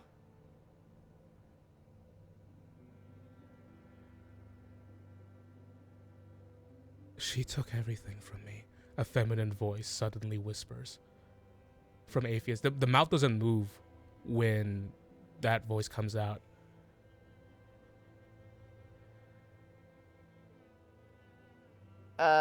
Jean-Claude side-eyed Cecilia and says softly,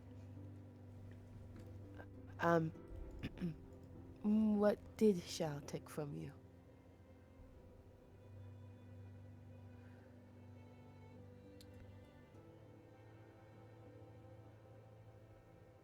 Make a perception check, because this answer comes out so low, so quietly. Both of you make a perception.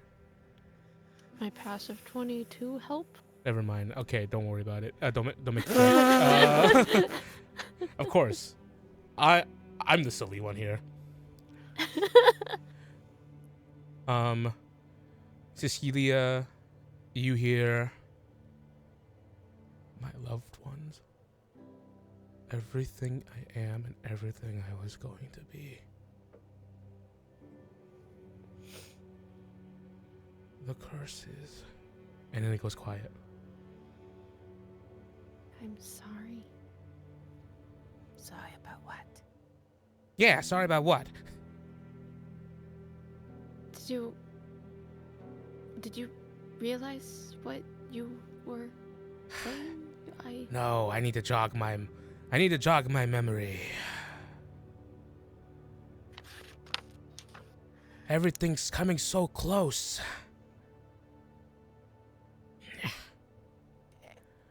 But I feel like I'm unlocking things in my mind. Can multiple... Okay, if he's... as a lich... He opens his mouth, and you see a fireball begin to form in his mouth. What are you doing? And it stops, and he just goes, I can feel it. My lich power's coming back to me. Not here. No, okay, if he is... I'm not stupid. What I was going to ask you, can multiple souls be bound in a lich?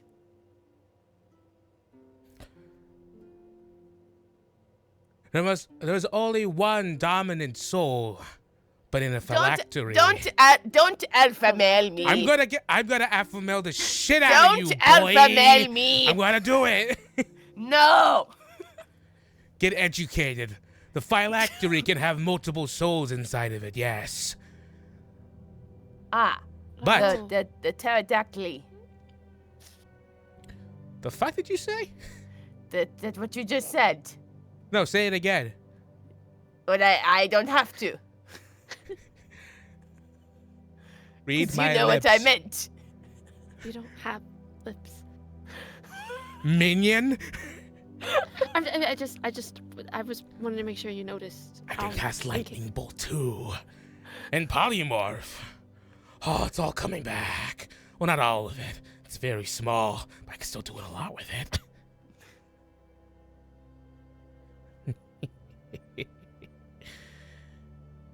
What were you saying about the phylactery? Just Yes. a phylactery can have multiple souls in it, but a lich would be a grand fool to have multiples, to have those souls spool on over to into the controlling chair. What What a if very they were- foolish thing to do. What if they were Indeed. desperate? Not even the most desperate liches would do that. Mm-hmm. I think so. You know the meme of the little puppet monkey that does the side eye, the gif. He's just Claude's doing that the whole time. Big minion, lift me higher. Hey, lift him up We're just in the house of the waffle with this skull. with fucking talking skull. Some people do kind of look over, but you know, like everyone's Listen, coping. nothing is gonna bug House of Waffles employees. They're just gonna think it's part of the freaking. There's like They're a gonna prop. think they're gonna think it's like art. He's like, oh look, they're practicing their scene. As you see, a guy comes over. He has black hair. He is wearing a wolf cloak over his shoulders. No. And he just goes, "Hey, respect the hustle. My name is John Doe. Here's some meal. We're passing these out, and then he gives you their grand cram meal, John Doe. and he Don't write that down.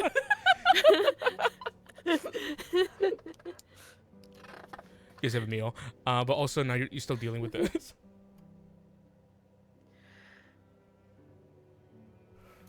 Okay. All right. Okay. All right. So. Well, the nice thing is that moving forward, we will not be the ones being chased. Instead, it will be reverse. I don't even know what they want with them. Probably something pretty fucked up, given how they tried to kill you and me. I thought since they're alive, maybe it would be possible for me to send them a message. And I did. And they're terrified. Not, obviously the she doesn't want anyone to hear, so she's like, the shard. Oh. The shards. Did you tell them? And he's like trying. Did you tell them we were going to come get them? I did, but I'm not sure they heard, but I wanted to tell them because clearly they have their own power on their own. I don't know if you could tell what was happening when I No. took the one. No, I just slam dunked that shit. It was like a kid playing with toys with memories from everyone. He was talking about having fun. Ooh. He wanted to see his siblings again. I don't like that. So they clearly have power on their own, because that moonshard did it just for fun. And so I told them, I sent another message, and I told it to fight back against its captors. And maybe that's a horrible idea, but also maybe it wasn't. So It is an idea that was done. I'm not enthused to hear that they play with people's memories like toys. Before I came to, I had a flood of ones that, well, mine. So it happened to me too, when I was holding it. yeah, I wasn't a fan of that. But we can message them again, right? You've done it once, we can do it again. And you have that spell on the box, right? That's how I know where they are. So we will know where and how to get there. And we are aware currently of our enemy, which is more to say. When we first started, we had no clue. Now we know we're dealing with some sister drama that we've been dragged into. It's a little more complicated. I don't know if I just call it drama. I don't know. I really don't. In case you haven't noticed, God's bug me, so I see it as family drama that we get dragged into. Shar just wants like eternal night and darkness and secrets and pain and stuff, and so yeah. So she's like that emo girl, but not like the cool ones. Not like, the cool ones with the thigh boots and stuff. Yeah, I don't think it's very cool. What are you talking about? Jean-Claude just like, I'm trying to rationalize this thing, this entity, and I don't get it. Either way, we have Don't to go put thigh get boots them. on it. Have you seen him, got thigh boots? They are quite spectacular. I will judge.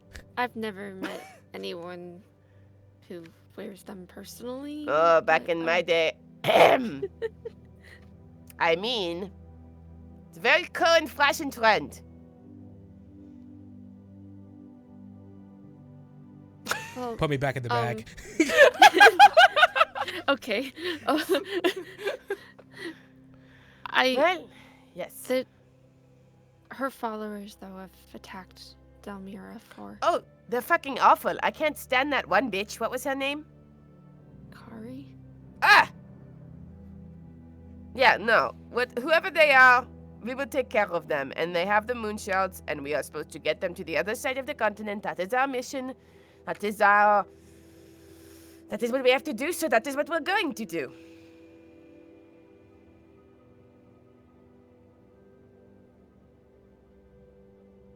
I told the moonshards that I'd get them. Good. And We are going. That's what we're going to do. Before, when I was consoling the first one, I promised it I'd show it the world a bit and stuff, kind of.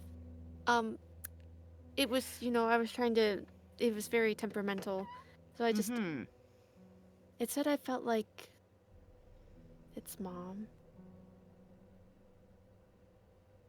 Probably because I'm a follower of... It's been strange, but, just out of curiosity, Timmy, ever since they've switched to kill die mode, have I noticed them moving with less progress? Yes. At some point, it completely stopped. But it was for a long while. But now they're moving again. Okay. Darn. When she says, it's probably because I'm a follower of Char, Jean-Claude's gonna, Saloon. what? Oh, sorry. Saloon, right? Not Char. LOL. That would be a plot twist. He's going to lean down and, like, look into her face and just, like, scan her features. Look all around her. And go, Cecilia. If you were a god in disguise, would you tell me? What? If you were Saloon in disguise, would if you I- tell me? If I were Saloon in disguise, I hope we wouldn't be in this mess. His eyes narrow as he gets closer. Are you joking? Never mind. Did you actually think that? No. Stand up and go, it was a theory. It was a theory.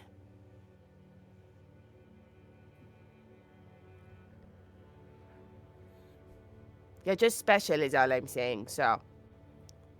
I'm not really. Just, Yes, you are. I mean, my sister kind I'm of... never wrong. This one time, I'm not wrong.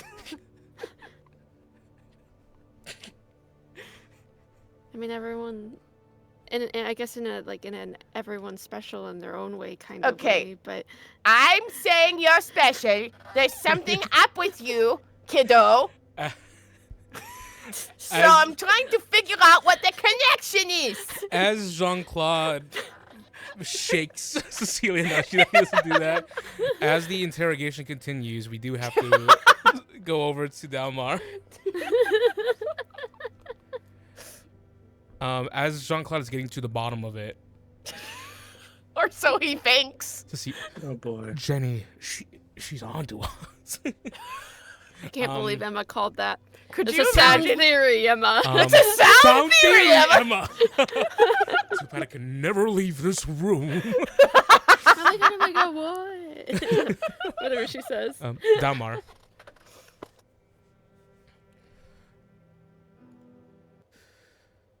You are brought over to the Director of Civil Prosperity's office. Oh, shit. Ow. Like ow, that. damn it. That's what's gonna happen. And as you were brought there, the scribe knocks on the door.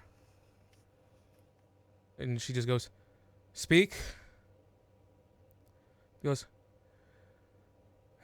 one of the people who appear, they want to speak with you.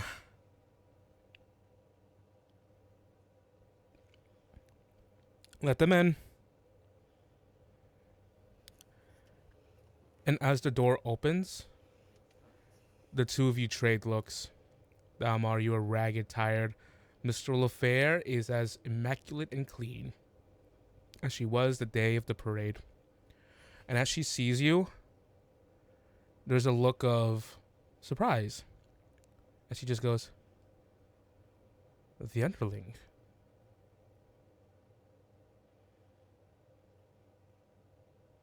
Says, "I suppose you and the Archmage do come in a pair."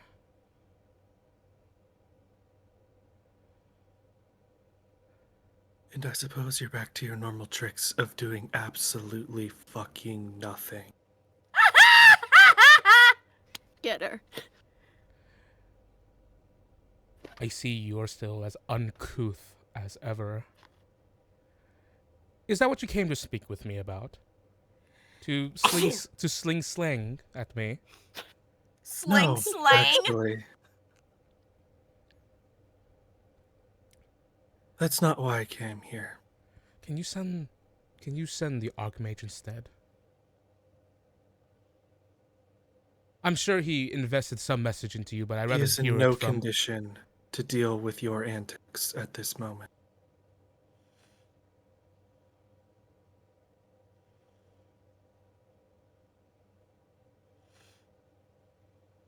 So did you come here to Lucky bleat for like an you. animal? What are you saying? Lucky for you, today's the day you actually live up to your job title. You're coming with me, and together, we're going to start rebuilding. If you don't, I will drag you down like the dog you are and force you to do it. Make an intimidation check. Jesus. That is a nat 20 Holy fuck! for 27. Holy shit! What did you? How dare you?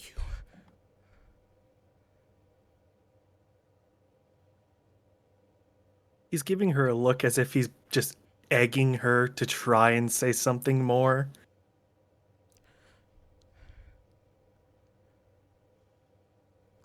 Of course, being the director of civil prosperity,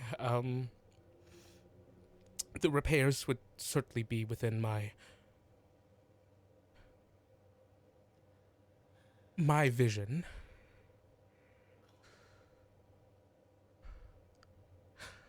I suppose I can redouble a few of the already ongoing efforts.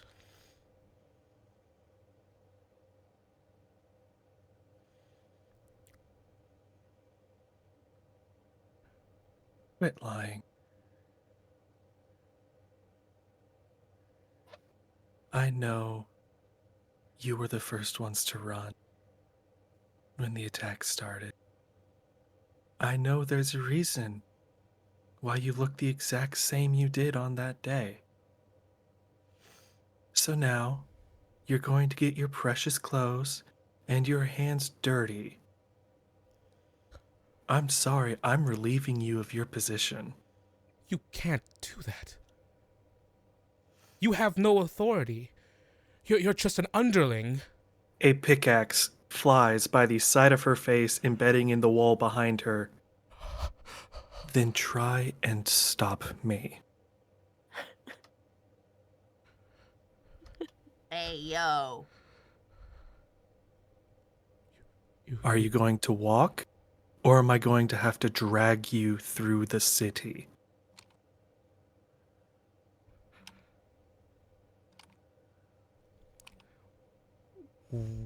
She's in absolute fear. And then she just takes a step forward. And then the scribe that you were with just goes, God, he was still there.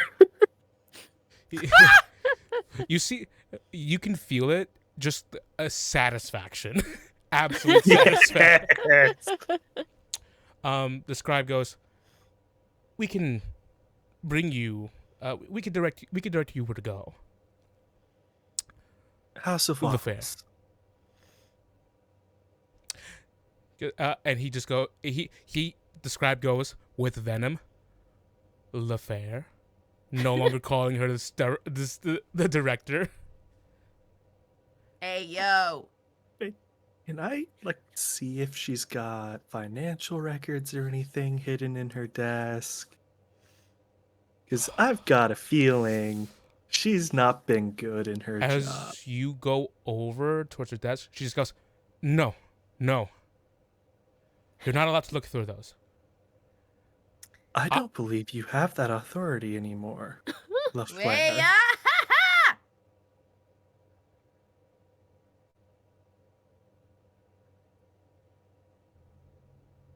Don't do it.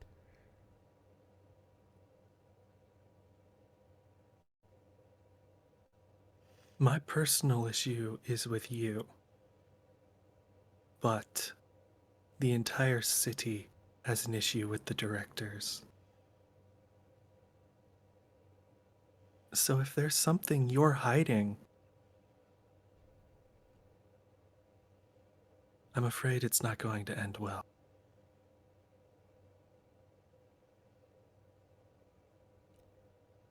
She turns, and then Misty steps, becomes mist, teleports away, Coward! and then Coward! you see the scribe kind of look around, and he just goes shit, and just runs off to go chase. And then She'll be back. you hear the scribe go, "Stop her!" And then as you hear, because Mr. Step only goes 30 feet, yeah, you hear her, you hear you hear Mr. LaFair about to cast the verbal components. She's speaking it, and then you hear an even louder verbal component from Luann. Counterspell. Get her! Yeah, he's going to grab whatever financial records are there that obviously show multiple kinds of fraud and misuse and just general You see assholery by the directors. you see multiple multiple items of luxury that are definitely, that are definitely just superfluous. Just multiple purchases. A Bengal tiger rug. Freaking stuffed flumps. 10 of those. No, that's horrible. There Sicko! there's a thing called an elder spirit stag, which from Luann talking about them. Very endangered animals that stick close to places of prosperity. Yeah, she's got a stuffed head of it. There are multiple transactions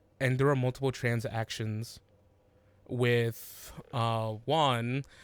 What's his goddamn name? This is important for this is important for Emma in another game. Let me go get that real quick. I'm sorry, what? Ooh. Oh, is it gonna be What? Aura? Wait, what did he say? What did he say? One What? second. What? Patience. What the Is it Salazar? Aura or is it Dennis? You guys talk about something while I go get this note really far back. Wait, Oh. what was the preface? She said there's a tiger So- rug and then random dude? These purchases and something with Fraud. So Misuse might- of government money. it might be something related to Warforged is my thought process. That's Aura. Dennis has no idea what to do with money. It's it's a name that says Avilius Lavola. Like And the you Lavalum dynasty. you know him. That's a very recognizable name. One of the heads of the Lavalum dynasty family. Why do I need to know? He is marked as he's infamous because he's a rather large tiefling, old now, and he's marked because he has a very recognizable mark. He has one of his goat horns that grow in a spiral and it has pierced into his own eye. It's grown so far that it's pierced into its own eye and it's unable to be shaven down. Yes. That's familiar. You've said I that before, haven't- haven't you, Tim? Yes.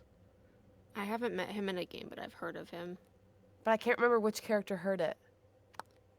I know he's related to Color of Time for sure, but That sounds... shit. We'll talk about it. I remember the spirals thing. I remember that. Just can't remember which character. Dalmar will clean her desk of all of these records. One more. Oh boy. A slip falls out of one of the books.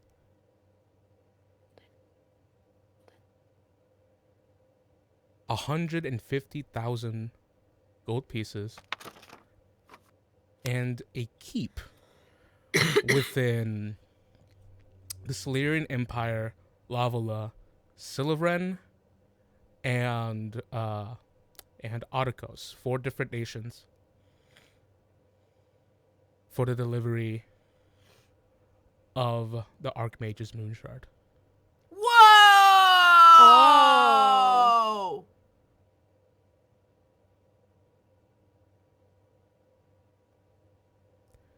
You see why she ran.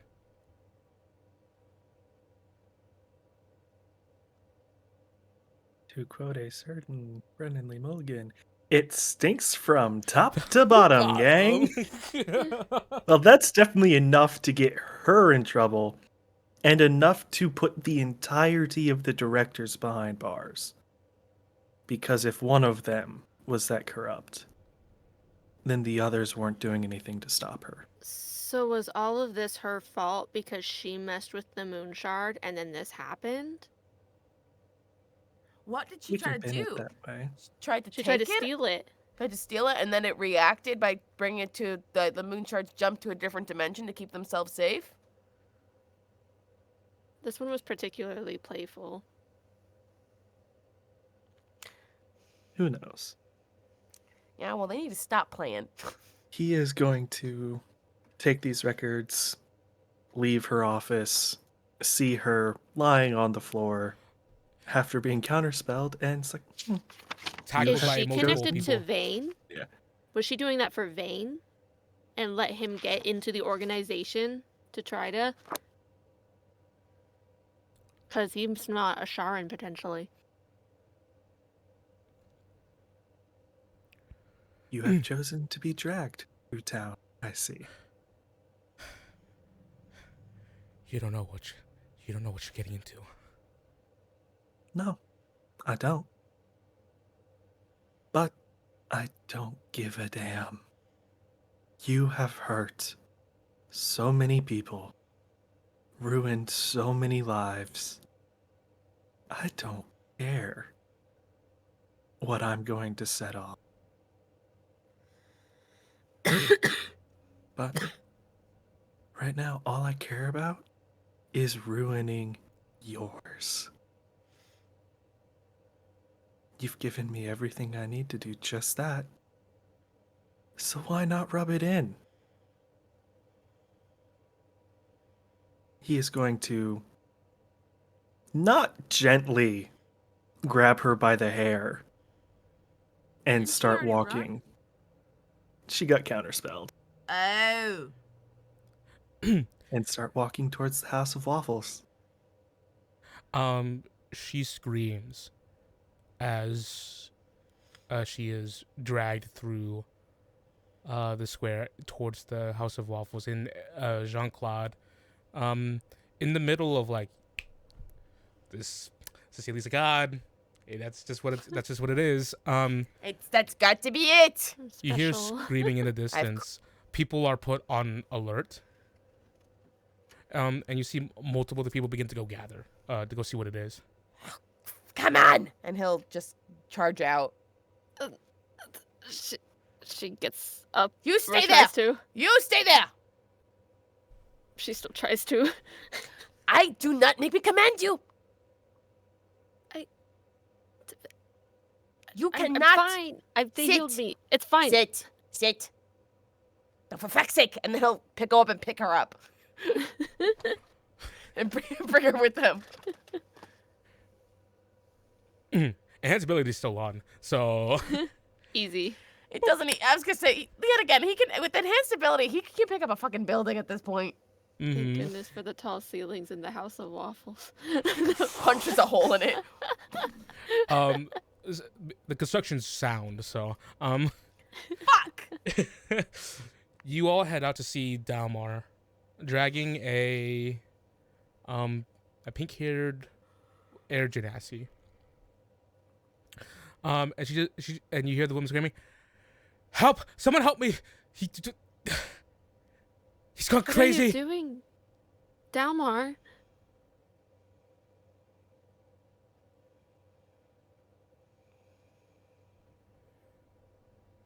He throws her in front of him, Whoa! throws his pickaxe into the hem of her robe to keep her from moving, and the loudest possible voice he can muster.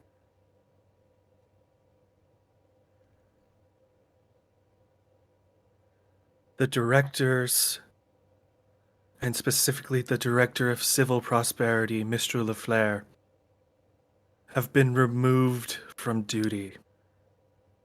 Their actions, their misdeeds, are the sole cause for this tragedy.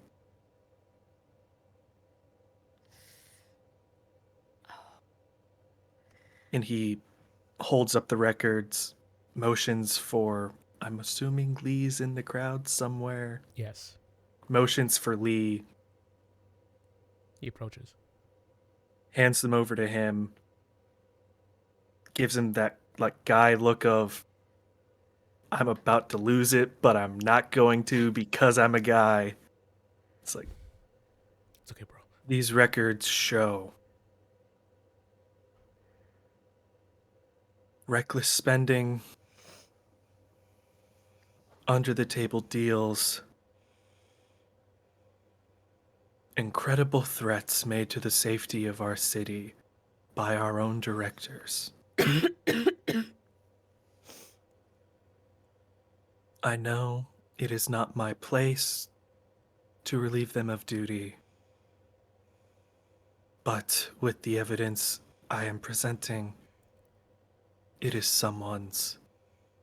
I am willing to be that person to help lead any rebuilding efforts, and I swear it on my name, for I am Dalmar Goldenrock. I will not let them come. I will not let harm come to our people again.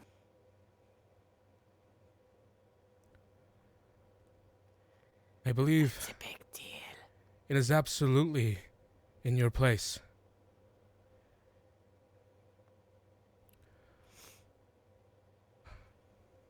Director. He looks to you when he says that. No. He No, offers his Director. hand for the documents. I'll hand them over. It's like, the directors are. We will find another term, another way to govern. He nods. And he has that bro smile at you right now. A little half smirk. He thinks you're the coolest fucking person ever right now. What I'm about still Mayor? rolling off that nat 20 right now. he just goes, everyone, you have new measures of leadership here, and there is anyone to look at for who should be the very model of leadership. It is this man right here. Now, he opens up the documents to read over what our dear Mr. LaFair has spent. 5,000 gold pieces on a Bengal tiger rug, and he starts reading them over it out loud, and you see people are growing in boos as you see Miss Stroll just kind of like kneeling down, hands in her lap. She has her eyes closed, and she's just being drowned in booze. And you see Lee pull up the slip as he reads through it all. And he folds it. The boos were loud enough already. They've already drowned him out. But Cecilia, I would say that you definitely notice. You see Lee tries to continue to talk, but the boos are loud, and the crowd is beginning to approach. They're getting restless. They're angry. Do they do public hangings in this part of the world? No, which is why Dalmar is going to somewhat begrudgingly, but necessarily step in front of LaFleur, in between her and the crowd, arm and a half out. Remember who you are, my fine people of Rexon. Public beatings are not what we do. She will go through the proper channels. Justice will be served. However, I do believe there is a compost bin in the back of the restaurant. Throwing rotten food. That, however, I have no qualms with. John Doe steps up, cracks his knuckles. As the people really like that plan. As this normally immaculate, very caring about her parents woman gets carried off. With Lee overlooking them, Lee just comes over to you for a second, grabs your hand, shakes it, just goes, "You're my brother." Before walking off to oversee that LaFleur doesn't get fucking killed. Drowned. Yeah. I have been waiting to do that since the very first episode I've been in.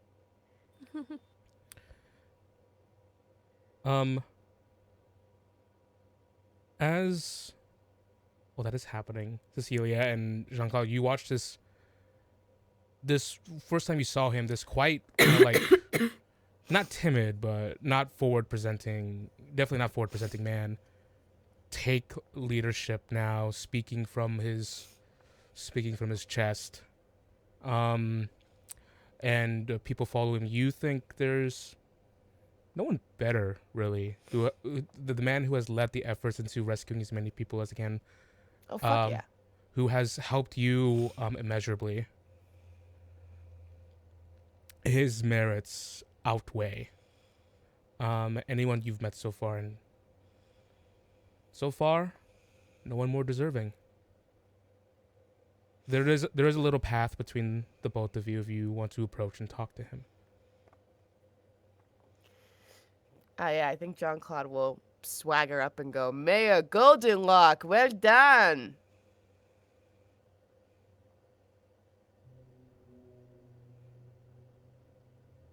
There was something I found that I need to relay to the both of you. What's that? She looks at, is Lee still up here? Oh no, he went. He left. Yeah. Didn't he? Yeah. Just three of you. Yes, it is about the last thing he was going to say that I stopped him from doing. Director LaFleur specifically was fielding offers from multiple third parties, multiple countries for the theft and delivery of the moon shard that was in the Archmage's possession.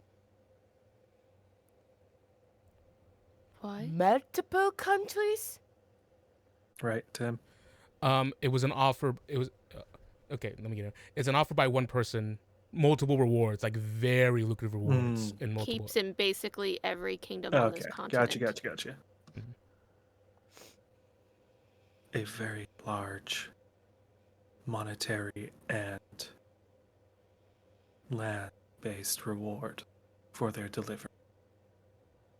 What was the name attached to the accounts, do you know? Avilius. Avilius Lavula. It was him. Avilius Lava, He looks at a Cecilia. higher name in the Lavalin dynasty. Do you know this name? Does she know?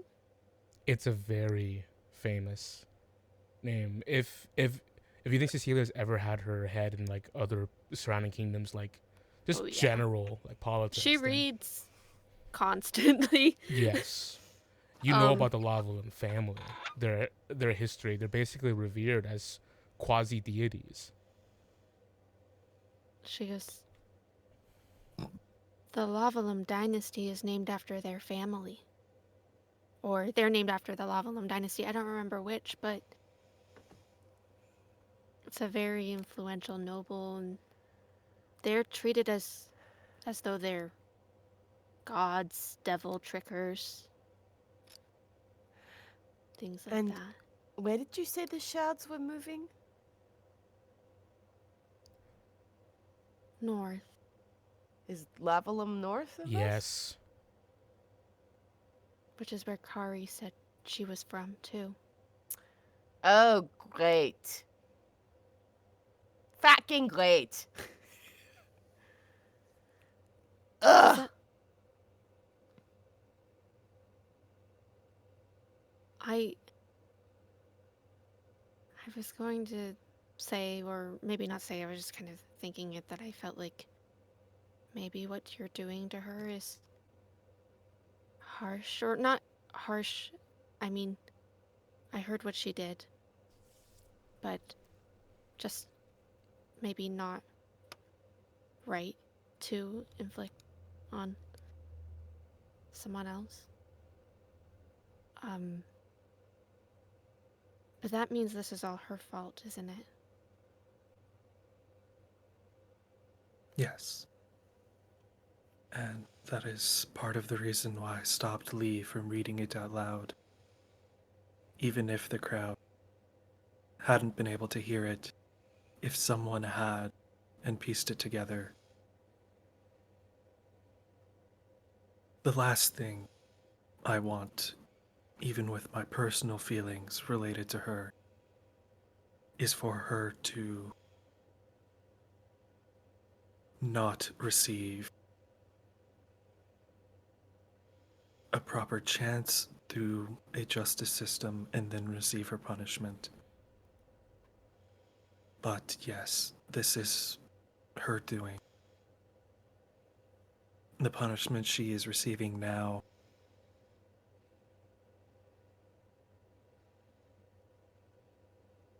call it the will of the people, is how that would go.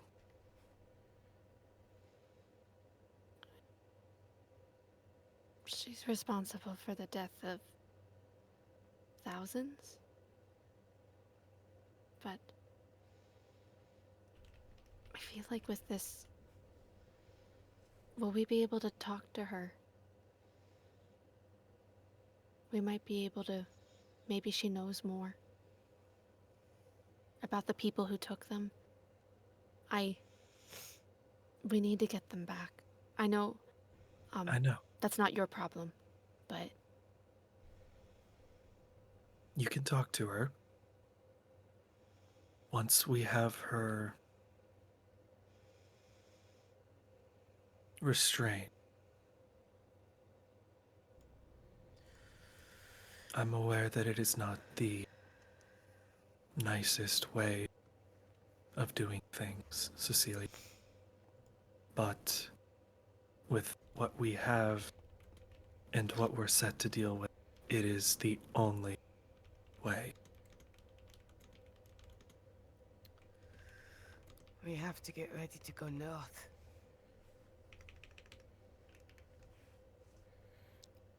I've never been to the Level.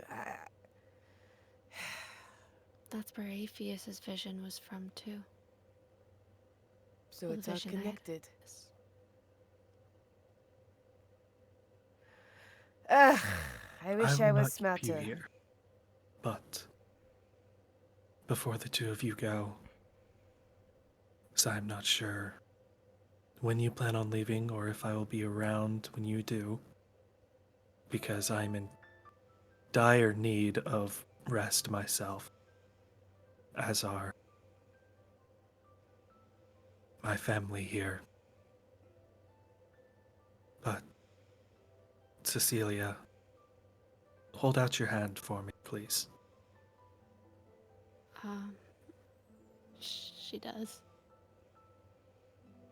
He puts in your hand a, for you, slightly large gold ring with an insignia on it. And as he pulls his hand away, on his ring finger you see a matching one. Boarding bond. No. That is the crest of Set Golden Rock. If you ever are somewhere where there are dwarves, where there are mines, if you show that information, housing, food, it is yours to have. She looks at it. She's. Thank you. You really don't have to, though. This didn't belong to like a former wife or something, right? It just kind of like it matches Wife? yours. Since when did Dalmar have a wife? Well, No. it's just they matched. Oh, you're right. Did you have a wife? When I Ah. left the mountain, I trashed my first ring that was given to me by my father. I had not realized that a certain sly uncle of mine had slipped me a few more without me noticing. These rings, when worn by non-dwarves, simply show that you are friend. And Jean-Claude, for you, He'll get down on one he'll knee motion so for he's- you to like come down a bit. Yeah, he'll get on his knee so that he can see him.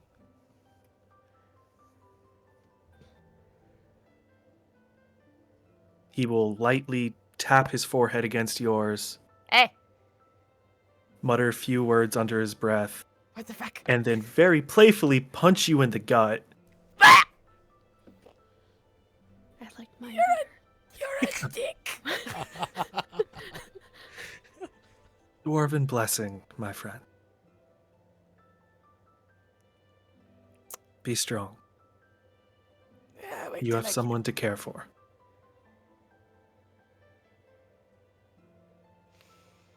As do you. And a name, and many other things that have been rightfully earned. Might have to. There might be some issues with that, with me claiming that back. But It is bridge to cross when I get there. new patterns. Cause did he know that one of those memories was Dalmar's, the one with the dad? You'd have to assume.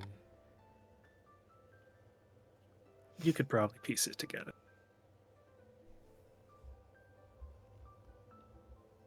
New patterns to be made. New lines to be drawn. New rivers to be forged. Make that name a good one. I strive to. As for the two of you,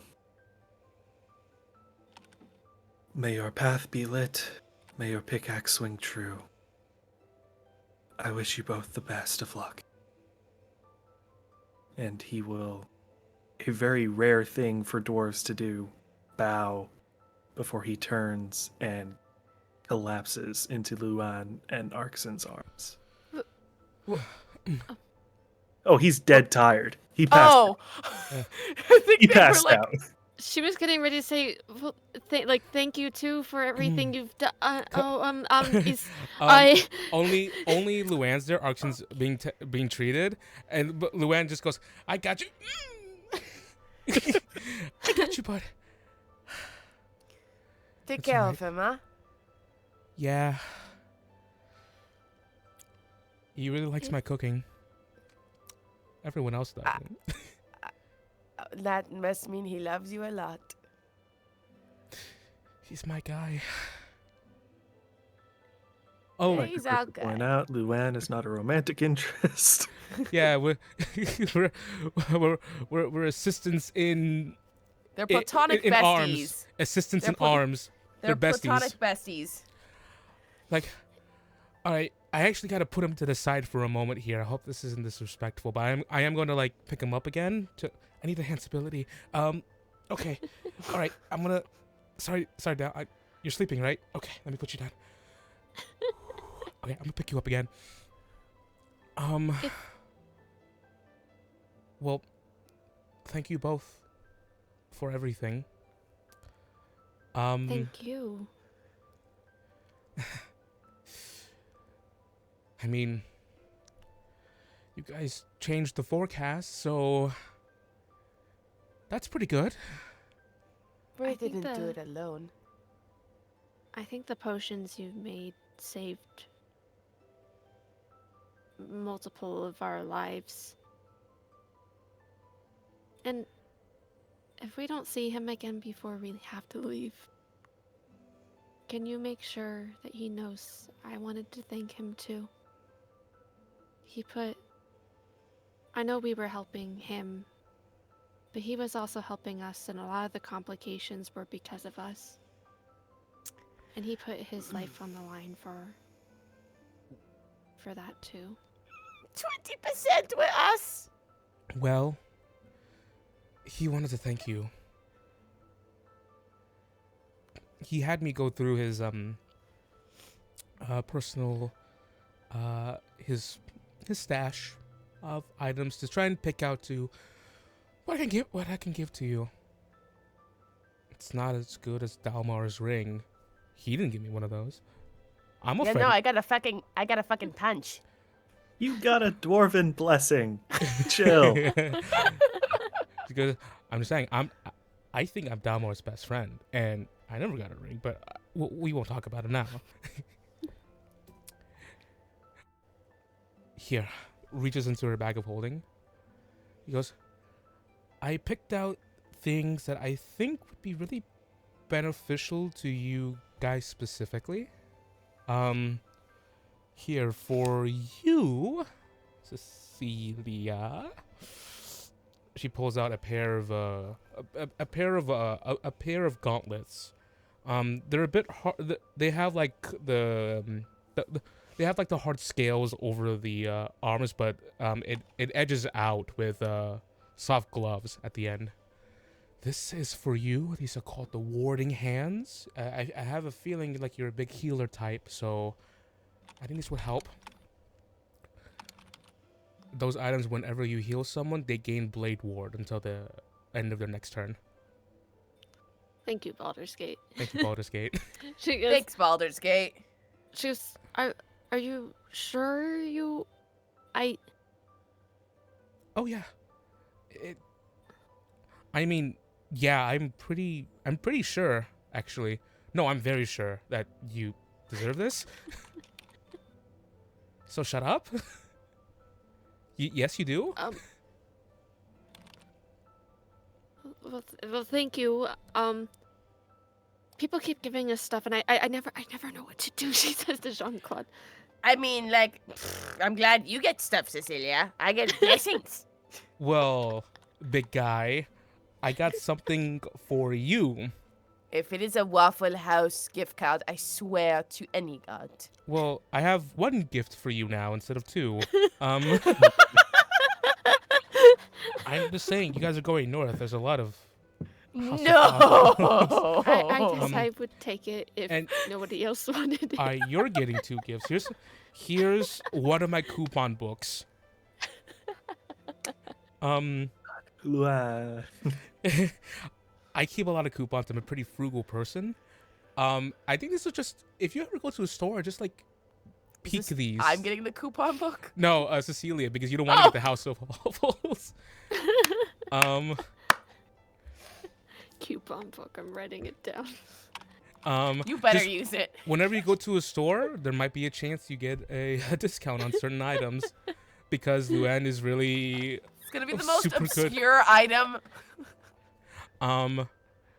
But it definitely has House of Waffle coupons.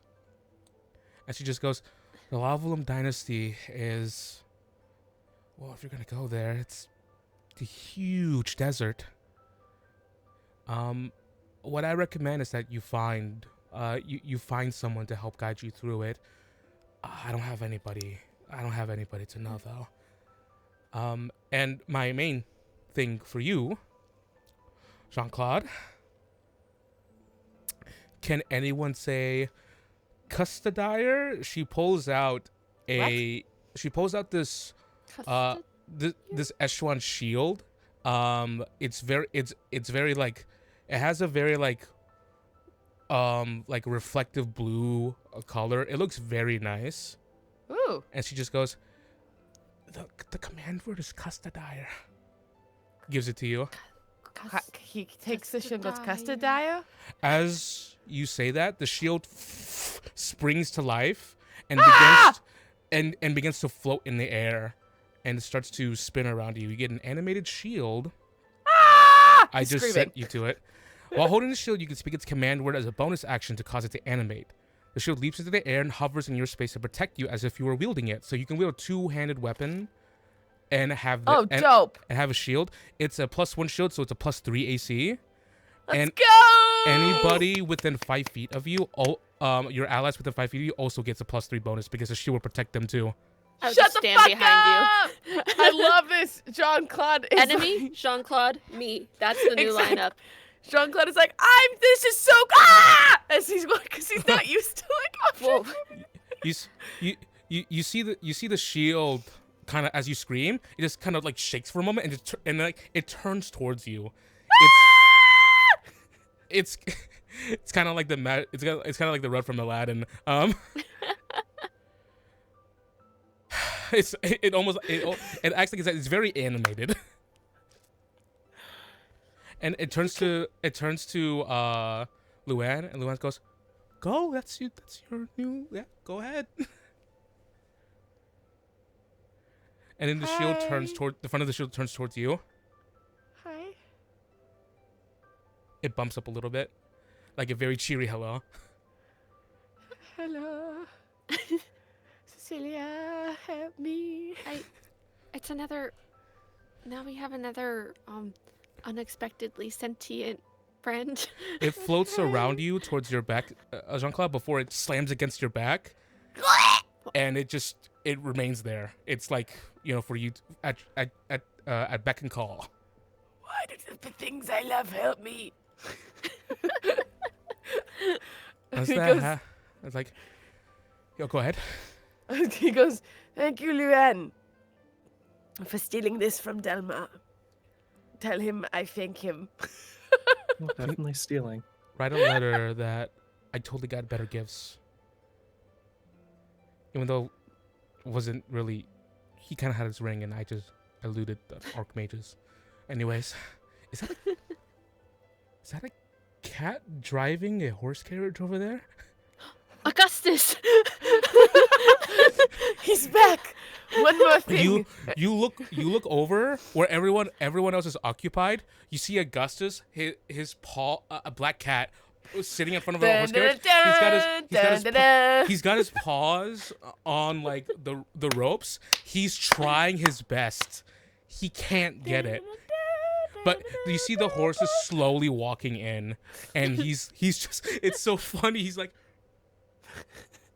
and he starts like smacking them like a cat on their behinds, but they're not moving faster.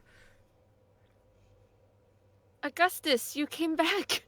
Augustus is covered in like leaves, dirt, and grime, and he just goes, "I've had no choice to. After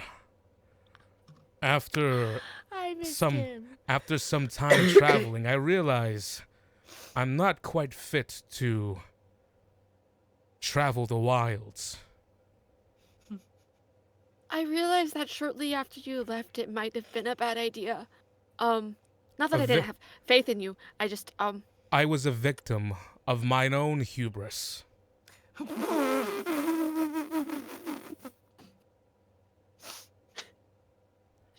well, I'm glad you're safe. I'm glad you found your way back. You disappeared for a while, but as soon as I came closer to town, I found your wagon, and that's when you arrived again. What happened, Cecilia Idlewind? Is that cat talking? This is Augustus. Augustus, this is Luann. Hi. Hello. That's Dalmar, but he's, I tired. He's napping. Oh yeah, I'm gonna get him now. For the second time this episode, Dalmar is out.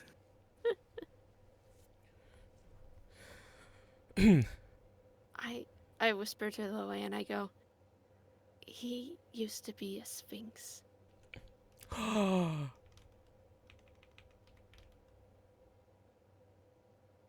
You guys are cool. Have you met our other, well, that, maybe it's not the time. You guys gonna stay and rest for like a little bit, right? We can just like talk for like a long time. I don't know. I think, he looks at Cecilia. Need some more rest? I can rest on the wagon. I do want to talk to this Mistral person. Yeah. That's We gonna might have need to to. be a while, so you guys might have to stay.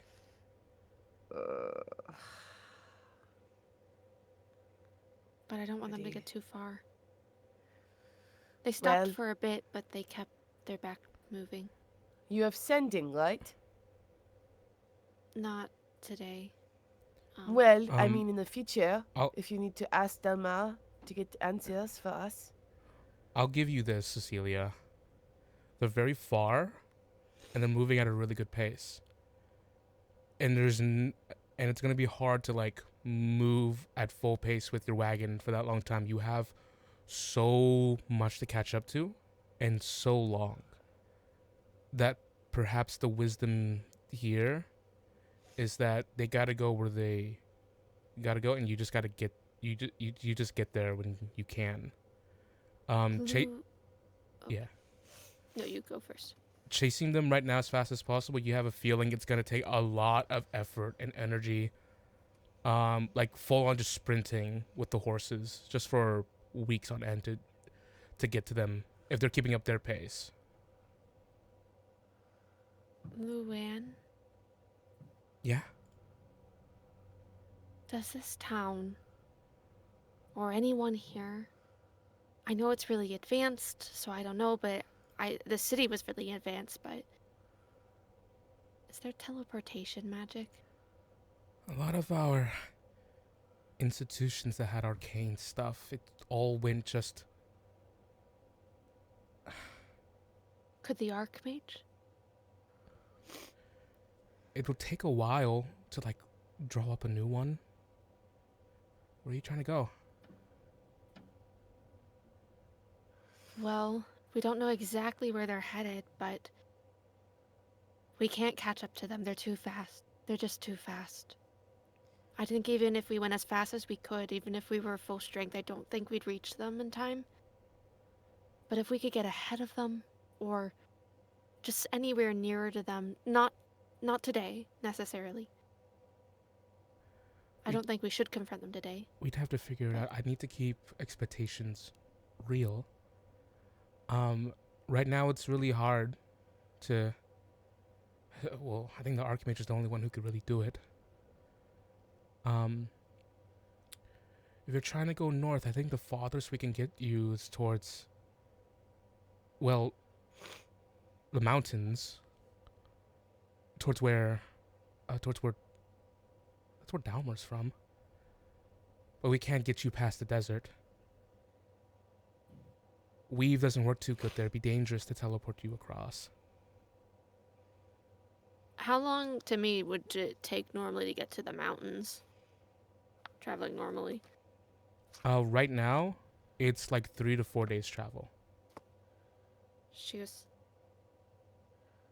If that's at all possible, even not today, I know it can't happen today, but if it's possible that it could happen within less time than it would have taken us to get there, then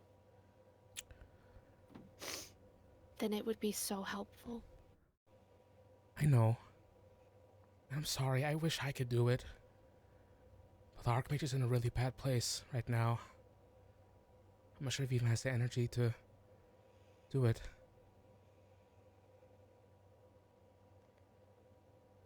Not today. I don't even know about tomorrow. He hasn't eaten in like weeks. There's a curse that's... There's some kind of curse in his body that he's been telling us about. You need to be careful. A chaos on the body? Remember? Yeah, that's the fever fucking thing! Titan's fever! Titan's fever! Well, no, like Jaime. Oh! Yeah. The full moon. I'm out of the loop. I think he's changed into some sort of lycanthrope. So you have But to be it's careful okay. about the moon cycles. But it's manageable. Seemingly, he's not the first one I've met. Nope, and I'm sure there are support groups. Like lycanthrope? Like a werewolf? The coolest one? Yeah! I mean, that's not great, but... But it's cool. It's cool. I have a werewolf I mean, boss. it was really dangerous, but Yeah, but I'm sorry. it's manageable. Manageable. I can't... Like I said, I can't promise anything right now. Anything speedy and a lot of magical effort. I'm sorry. Then Well, have we will to- figure it out. Then we'll just have to leave.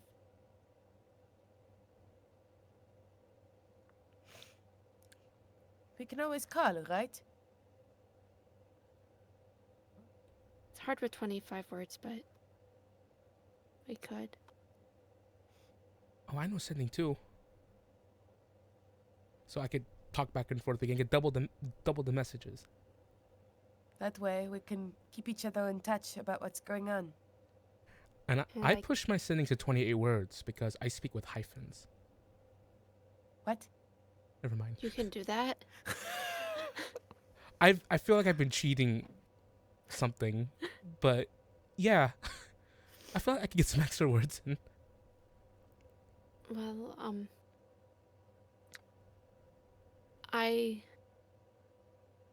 in that case, that would be great, especially since I can't cast it as often as I used to. She realizes what she said and kind of like instinctually looks at Jean-Claude's face to see if he caught on to anything, and Nope. then he doesn't, and so she just She just goes, oh, why don't you get some rest? It'll feel all right. You need 7 hours because of rest." I'm so tired. Yeah, And that's, also you got slashed in the tummy. And poisoned. Hold on, when You're The- poisoned? Not Wait, you're anymore. poisoned. I've- Hold on. And he No, the poison. It wore off. It's wearing. smack that's her why I couldn't down walk. with I'm 5 Just- 5 HP of Null's poison with his healing hands, my own You- hands. you feel better. Oh, that As she just actually goes- helped. I thought it was mostly gone, but yeah, As she- that actually helped. As she- Just tell me next time. She rubs her chin, and then she points a finger at you, Cecilia. A message, and she just goes, "Listen, I'm a fellow bad liar. What's going on?" What? Wow. Messages back. That was really loud. How did you do that? You stunned me. You see, and now Jean-Claude, you see them both pointing fingers at each other. Ladies, we good? Hello? I'm just wondering what the. Hi, He's distracting me. guys. I'm just wondering what the. I'm just wondering. is this I'm a just game? wondering. Stop it! As she goes, She goes, I'm just. what? Stop what? I'm just wondering. Why the sudden. She drops message. I'm just wondering why. She's still talking out loud now. That's better. I'm just wondering why when you brought that up and you suddenly got really like defensive about it. It's a no. Brought what up? I already forgot what we were talking about. But Why are they you defensive? what? I What was she I- defensive about? no, I'm not. I'm She was not. talking I about just, like not casting as many spells as she I'm used not. to. I'm What do you mean? What's wrong with your spells? no. I'm. You see this dark shadow block out the sun. There's nothing wrong with my spells. I just Cecilia. I mean in the you know how when I said Cecilia. Augustus goes, "You don't need me to tell you that she's lying." like The Sphinx says, "Who knows who's telling the truth always?" when we were there with the red Mhm. moon and everything, and Yes. sometimes my spells wouldn't go away, so I can't Right. cast as many as I could there sometimes Why? because the thing, not the moon shards. The moon shards took away your spells? No, I didn't. I might have been before we got to Rexon. I might have been waiting for you to go to bed and then using the moon shards to send extra messages to my sister. I'm gonna go pick up Dalmar now. Hey, the best of luck to the both of you. Before Thank you. I speak with Cecilia, you stay right there. As he turns to Luann. Look at Augustus. Augustus just goes, "I'm a believer in truth." He'll say quietly to Luann, if you could give me one more gift. It seems like the city has a lot to rebuild, yes? Yeah. If you wouldn't mind, when you build the school, can you dedicate it to K4?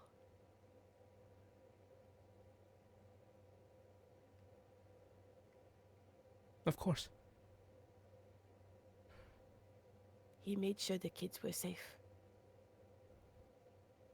I can't think of anyone more worthy.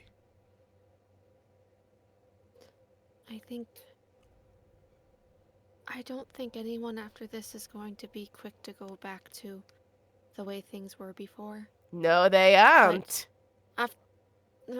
After the Ooh, you're in trouble. automatons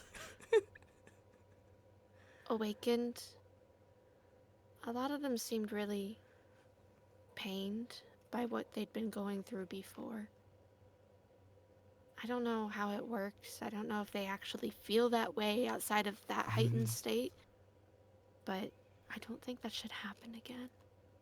Well, the automatons, they gained their sentience by leeching onto both the ethereal and fugue plane. What And does that mean? all the wandering dead souls that are wandering those planes that haven't been claimed by gods, all that emotion and such swelling up in those planes, they get basically reconfigured. That's where they can draw their sentience from. That's how they do it around the world. That sounds horrible. They're just they're fueled by the souls of people who've passed on. And who couldn't move on.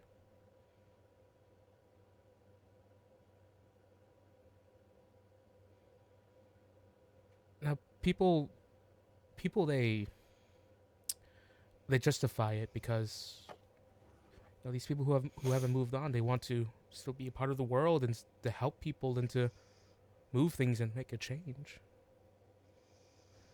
I realize it doesn't sound like the best, but this is new burgeoning stuff. And I guess that's what they were trying to do here. And to people, it looked really impressive. They can't do that again. That's maybe more than anything else. Maybe that's more of why this happened. That's what the moon shard had to fuel itself, to control everything. It was, I felt it interacting with people's memories and lives. And it's not right. Well, if it makes you feel better. The idea is definitely dead here. This was Cat for Arm's last attempt to become anything of an arcane society. And you definitely watched it all go away, and for a good reason. We're definitely not going to do that here again. But I can't say the same for other places. Dino, Dino. my dog. Thank you, Vivian's mom. Not my dog. Thank you, Vivian's mom and Kiki's brother for helping figure all this stuff out. Not my dog.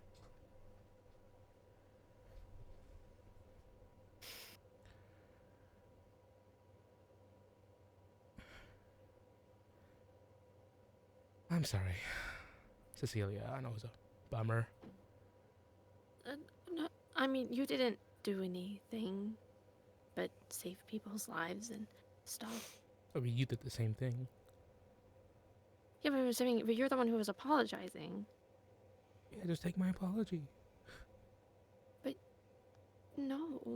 And you better go, and you gotta go talk to your uncle over there, because you're still in sun is trouble. being blotted out by a shadow in the background. Look at that. He's an eclipse on his own. That is trouble. If a man could become an eclipse, ooh, mama, that is an issue. That is a scary man. He's not my uncle, by the way, but Funkle. It's fun and uncle at the same time. I'm still working up the courage to call my boss that.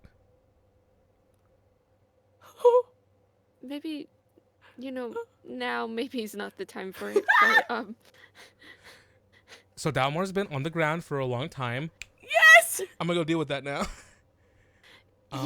yeah. But you guys should stay and rest. I don't know how urgent your situation is, but I think it would be really nice to have you, both of you here.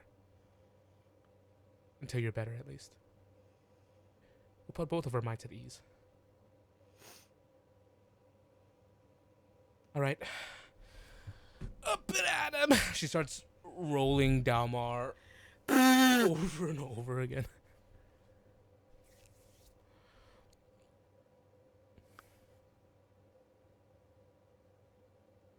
Leaving the two of you to make your choice.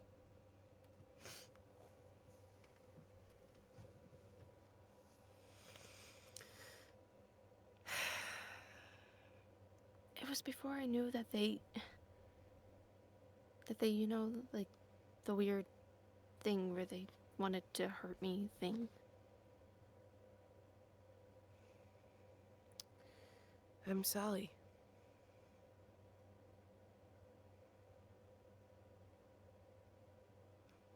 I'm sorry I made you feel like you couldn't come talk to me about these things.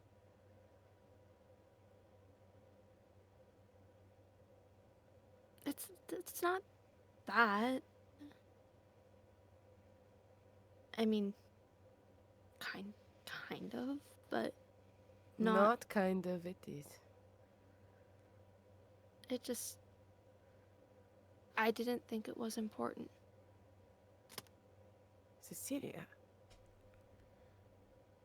you are very important. Not that, just what I was doing, you know. It's dangerous.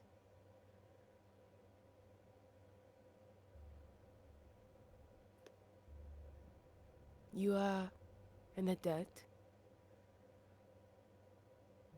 I cannot force you to do anything.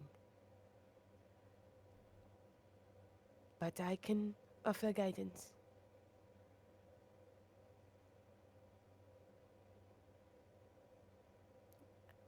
And I understand missing your sister.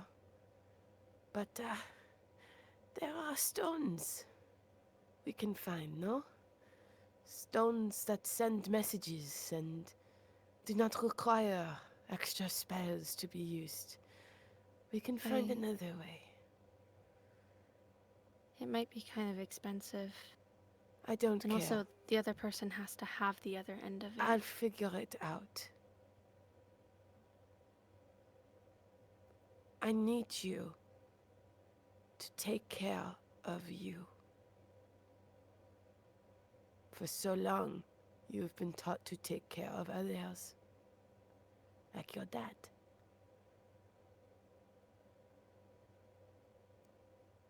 Try to practice that on you. And until then, I'll be bugging you about it. And he fluffs her hair. I didn't think I was hurting myself by it. Well, now you know. I still don't think. Maybe. I just thought I was getting. Before, even if I'd used them once, it would exhaust me. But I started being able to use them a little bit.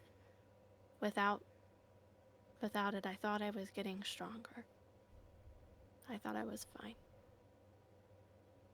I'm sure you are. You are strong. You're so strong. You are strong without the moon shouts.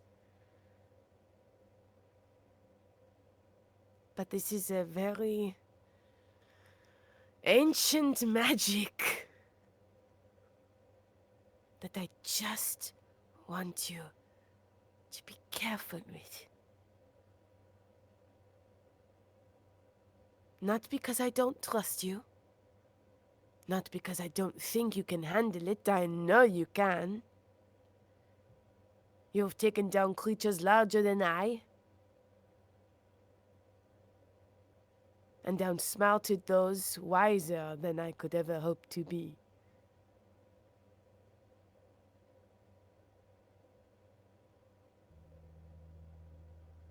But I just need you to take care of yourself. And now that you know they can talk, they have access to memories that are not our own.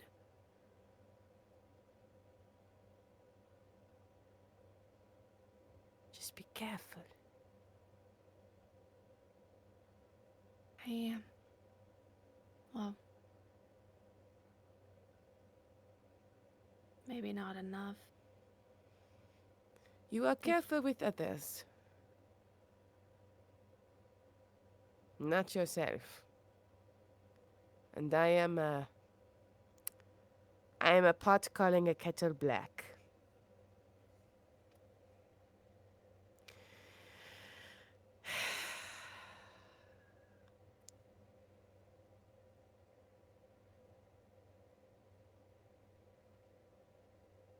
If I could handle them, maybe they wouldn't be with Sharons right now. No. Now you're just saying foolish things. And you are the smartest person I know. So, that's how you know how foolish that is. hope I'm not, she says. What is that supposed to mean? I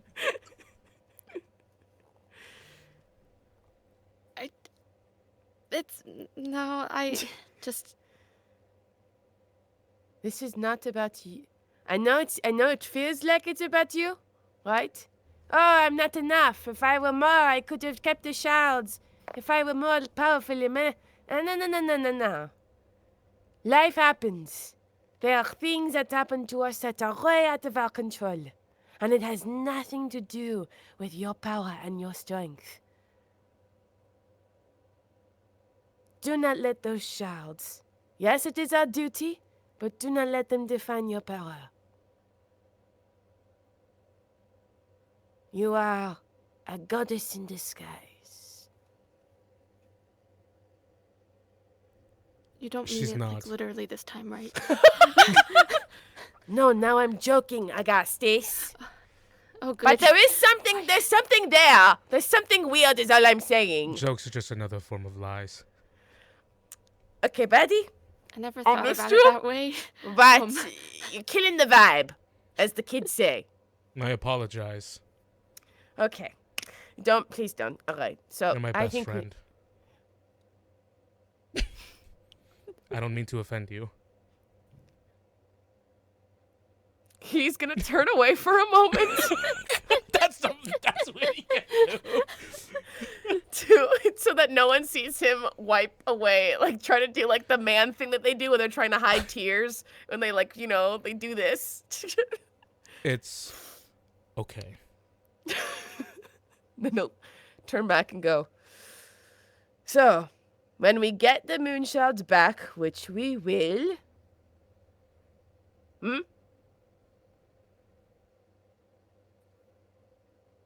Understand that they are a tool. They are not your strength. Cecilia fucking Idlewind is a force to be reckoned with or without their magic. I have not detected a lie. That's fucking right. Because I'm a Guard captain. And I know my shit. Dalmar in spirit rolls his eyes. Yeah, how far has you Luann see- been able to get him to she's just like, All right. These stairs are a problem. Okay. I should discuss floating disc. I'm gonna do that. Okay, so Augustus does twitch when you say I'm a Groven guard. I know my shit. He does like. So, by the way, are we staying here for a bit just to take a breather and then hit the road when things are more settled? we should. No offense, but you look pretty rough too. Okay, fuck you, So- Cecilia. Well, what I'm saying is I think Whoa. maybe it wouldn't be good for either of us to be driving until we've gotten at least one night's of rest. He sighs. Yeah, I feel like shit too. And then maybe, if we're lucky, maybe the Archmage would be able to help us tomorrow, but I get why we can't count on that. Well, But and if he could get us to the mountains, that would shave 4 or 5 days off. And if the moon shards stop moving and they find their primary location where they are going to go, it will be easier for us to plan our way to infiltrate and get them back. So what I'm hearing is the moon shards are gone. Sulu knows us a big one, is all I'm saying.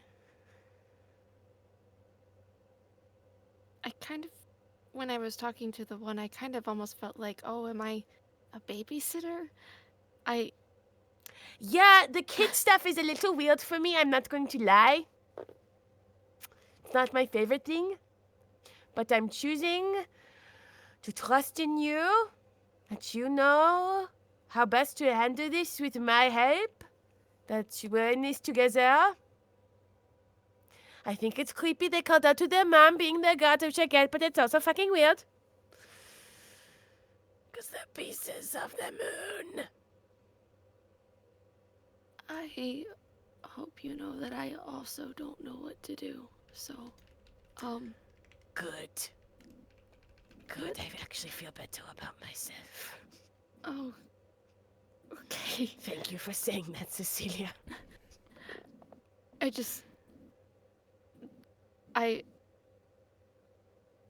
I mean, it sounds like from when I've talked to my sister that she also doesn't know what to do most of the time when she goes out on I never things. know. So, I like to pretend. Sometimes pretending helps. so do I just like make stuff up? Yes. And sometimes if you make it up enough, you start to believe it. Like, I am strong. I can protect those I love. But that's not making it up. You're very strong, and Well, when in times when I don't feel strong, I have to make it up sometimes. that's not making it up. It's the truth. It's just It's called manifesting. I read it in a book.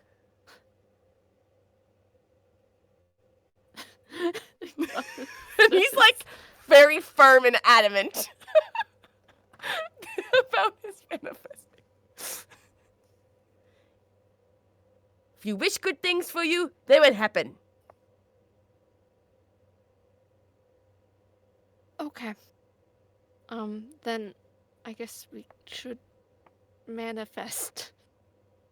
That's right. Girl boss, gatekeep, manifest. That one That's doesn't what start the- with a G. It just I know it doesn't. I know. But that's what other girls in their romance novels I read say, so maybe I need to shift genres. We still have a lot of that last book to read. I know. I just thought it was pedantic. You know? The tropes. Was not interested.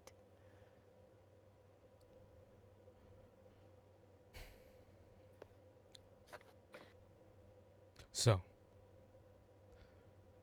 you are Was Cecilia gonna say something? I was trying to think of something to get the conversation You are wrapped up. taking. So you are acting in wisdom, and you are resting. Yep. Augusta says. Oh, yes. As you know, I am the wisest among us. I have Is not that slept one of for the- weeks.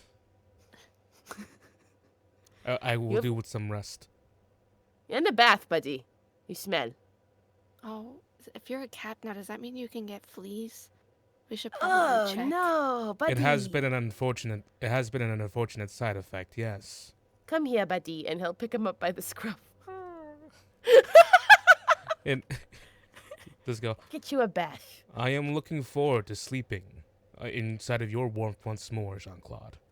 I consider you one of my closest friends. I love you too, Augustus. I was worried about you. I suppose it is affection, yes. I That is what feelings are. love you too. Good job, buddy. And he scratches his tummy. Oh, yes. And we love you too, Ephius. Don't get jealous. Bitch. That's his way of saying he loves us. And Charles. And Charles. Beautiful. I think with that, they're gonna finally, for the first time in a long time, actually rest for a night. As circumstances draw down and the day draws closer to its end, the night falls, and it is a night decorated with clear stars, Pretty. cloaked in black and darkness, as it should be. Not red. You forgot how pleasant the night looked when it was plain and before you. It makes you almost appreciate it. But what definitely stands out most above all in the sky is the moon, shining bright, like always. at some point during when you find rest, when you're by yourself in a room, Jean-Claude, perhaps Cecilia's away or something of the sort. They gave you room at an inn to rest. Wait, I thought I was done. Augustus approaches you, takes a seat next to you, his tail slowly waggling back and forth. And he just goes, Jean-Claude, you are different. I feel as if something has tightened and grown much stronger within you. I feel conviction. I feel as if your oath has become much stronger. Yes, children teach us more than we teach them, is all I'll say. That has been true throughout history.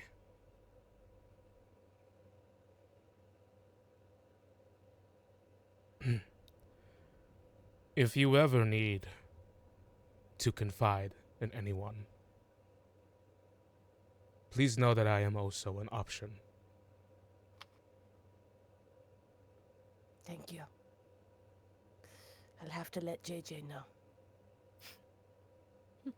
Ah, they're still around. Yes, they're still around. Bottom tier bag buddy in Augustus's eye. Not a very Yeah, good is there a conversation bag here. hierarchy? JJ's at the bottom. Watch JJ be alive this entire time, like at the last session. No. JJ's Or get like, possessed. So, Augustus just goes, "It is good to be back in your companies again." we missed you. Cecilia has grown stronger as well. She has. Exponentially. And I also sense a change.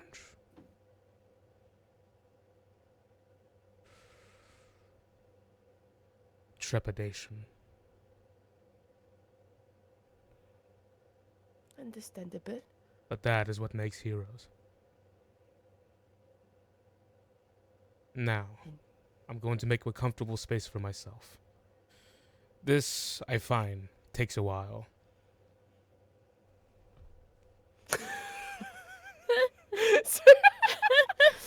Spins. Yep. Oh boy. Do you do that, buddy? Lays down. No. Sits back up. Okay. General Jean-Claude settles in knowing that he's not going to get a lot of sleep.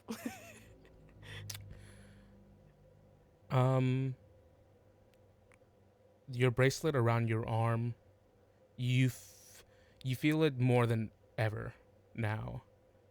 You feel the flashes of brilliance that you had dedicated yourself to, showing again to the world, really course through you. You've made a vow. You, Jean-Claude, you must live. You must see this through.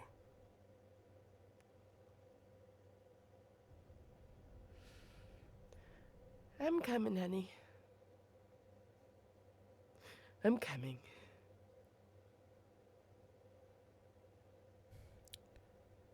And with that, we go over to Cecilia. Where nothing bad can happen. Because she's wearing her nightcap. Cecilia, you hear, "Minion! Let me speak Pulse to him you. You put me in a place where JJ kept looking at me. Sorry. I don't like couldn't their you, beady mage eyes. hand him? Hmm? Couldn't you, mage hand him? I don't want to touch that thing. It scares me. Oh. Listen here and listen good, minion. You messed up What? But everyone messes up. Yeah. That just kinda happens to people. And I don't want to say it, but Jean-Claude was right. I can polymorph people now, so don't you ever even think about saying that to him. You should actually start putting me on like your waist more often, or keep leaving me out. I can cast spells and stuff, which means I'm at the top of the food chain.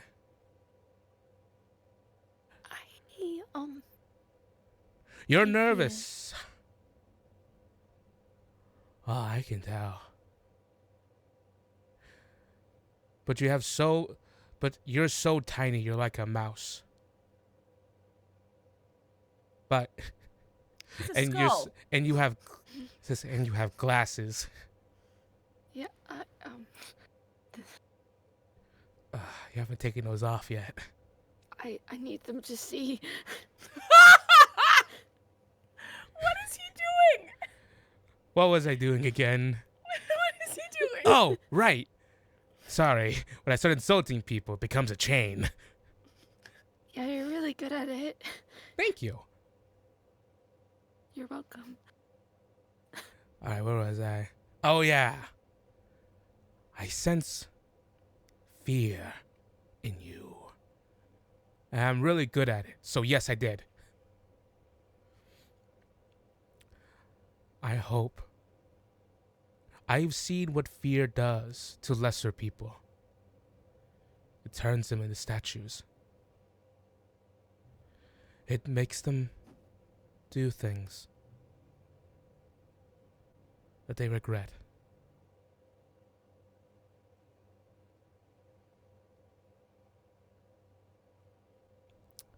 And I find that fear has stolen many things that people love. You have the capacity to move against this fear. To stand up and reach out for what you want. Tell me, girl, what do you want above all?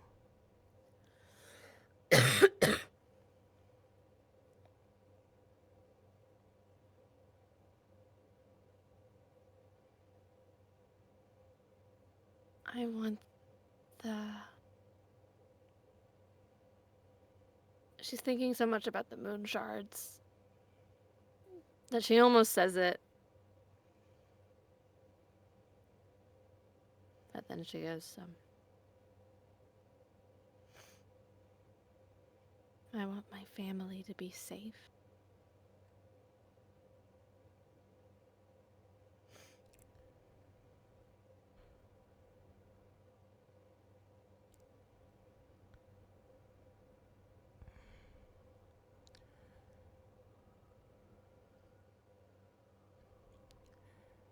Then crush your fears with all of your strength that you have in your tiny body.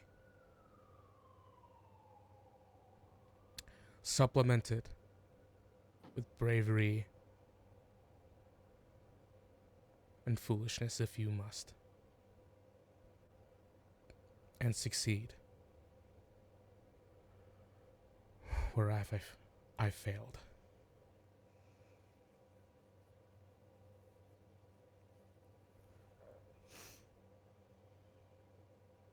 I am fuchsia. What?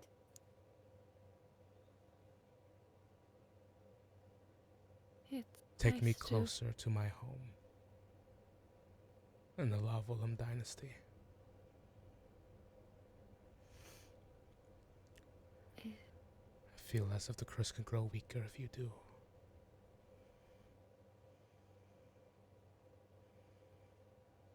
The curse. What is it?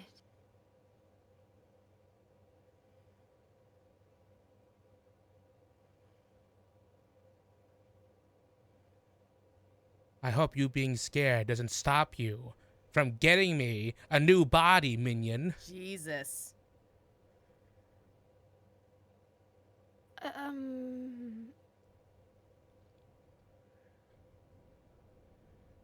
What?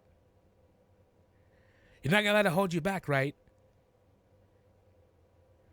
Don't forget, you owe me.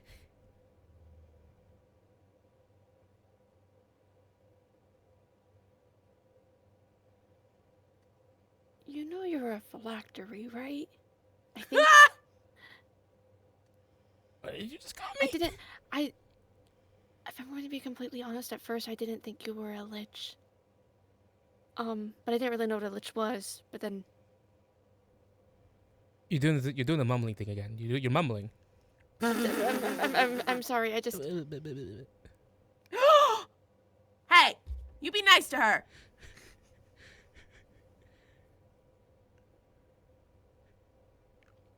I know you I think. am High Lich Atheist. I think that even though you think highly of yourself, I think you're even higher above that than you realize.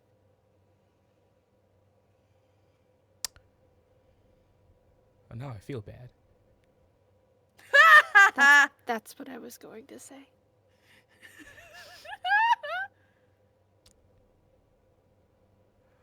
Well, you don't realize it. But there's a lot of potential I see in you, minion. And not only I think that, there's something deep down inside of me that really believes that too. And I don't know what it is. It bothers me.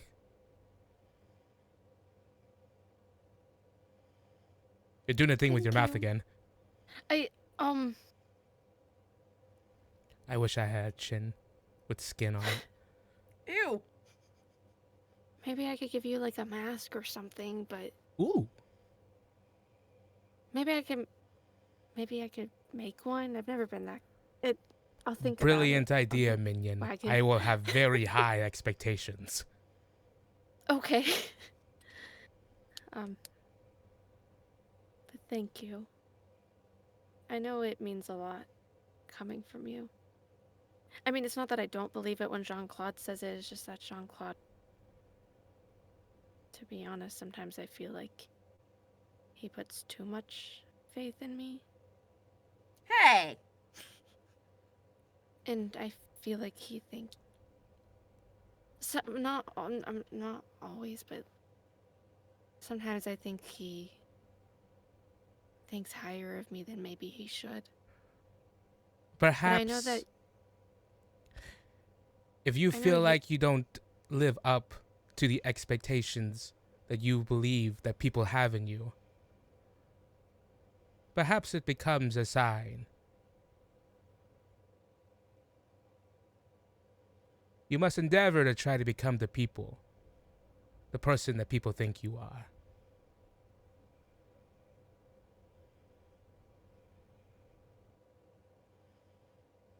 That's what happens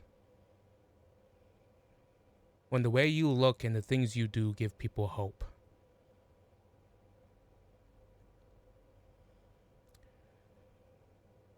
And the best kind of hope is the one that doesn't make people wait. The fuck did I say?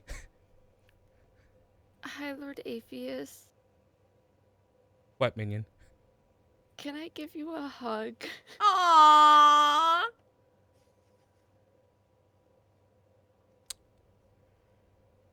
Okay. But make sure nobody else knows.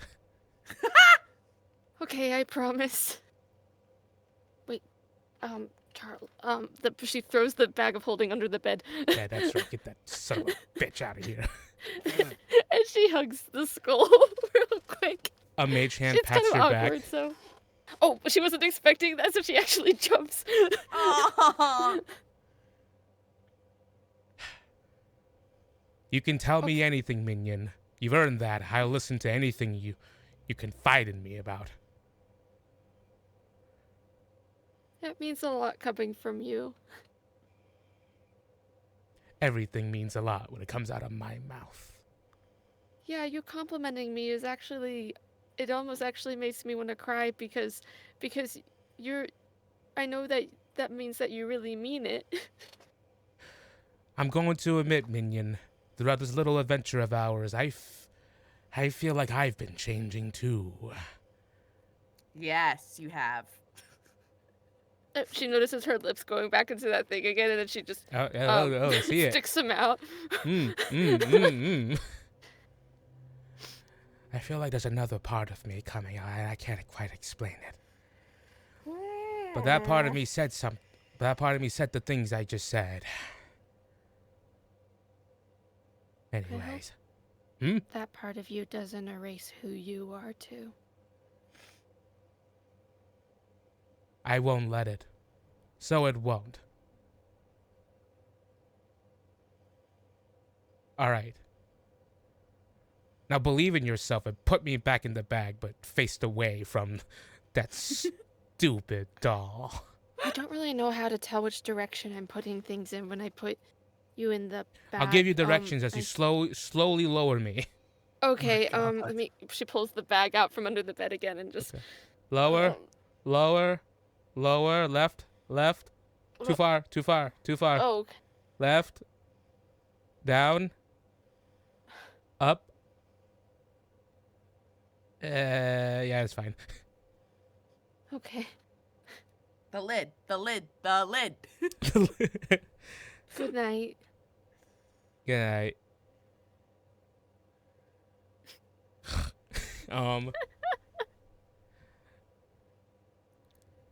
You have endless expectations on you, Cecilia. And maybe higher than you think yourself are. And you've been hit,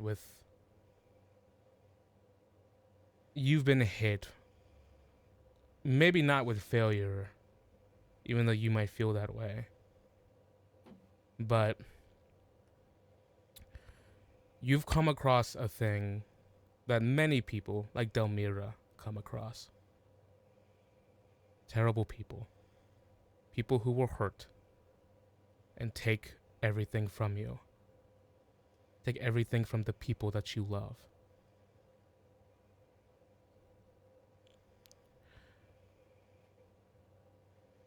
But nonetheless, you're alive.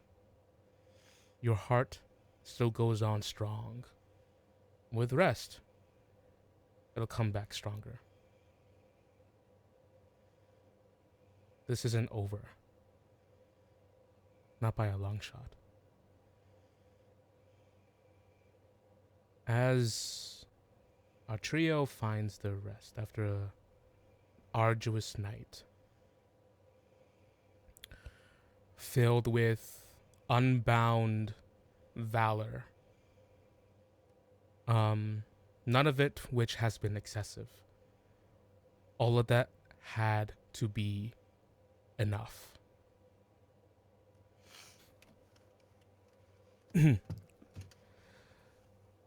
And with valor being called for in the future, our heroes have quite the adventure ahead of them. Fear in their hearts for certain, but not despair. Those two things can be easily mistaken for one another. We'll move again against the grain on the Lanya Road. Next time, when the Lanya Expedition Season 2 starts up. Woo.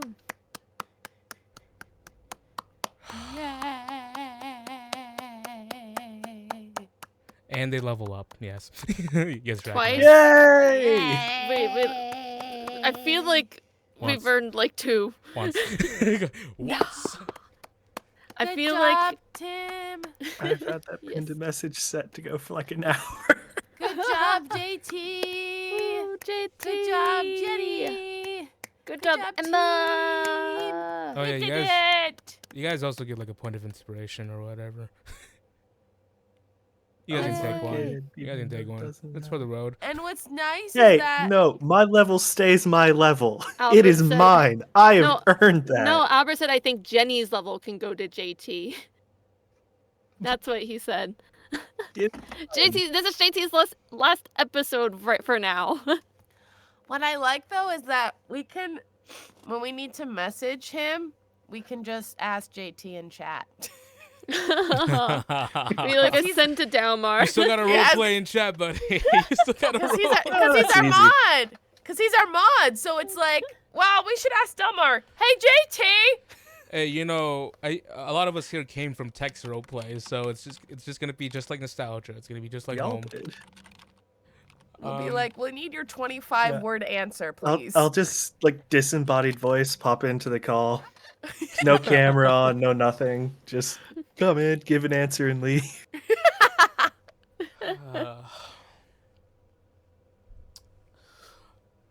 So,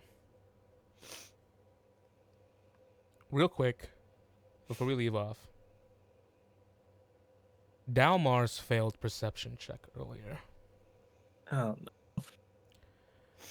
As everyone is heading towards the House of Waffles to get their treatment, Oh, Jesus.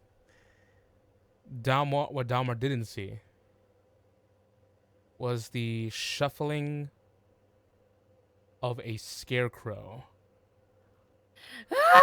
crawling out of the window of the inner sanctum, having successfully snuck away. Absolutely fucking not. Stop. And- Absolutely Stop. fucking not. Stop. The last thing we see is a scarecrow under the guise of night, making its way off through a field, away from Frexen. Yeah, because Was we don't have the that mood. We don't have the mood Vane? shards, so they can get fucked. Is Vane that scarecrow? The changeling? A The scarecrow? changeling? Because he got fought off and nobody knows what happened to him. He left too, they said. I thought changelings could only do different races, not like. But if it's a scarecrow and not a changeling, and the scarecrow can change appearance or something. And that is where we're going to end Season 1 of Lanya Expedition. Fuck these scarecrows, man. Hey, thank you so much for watching.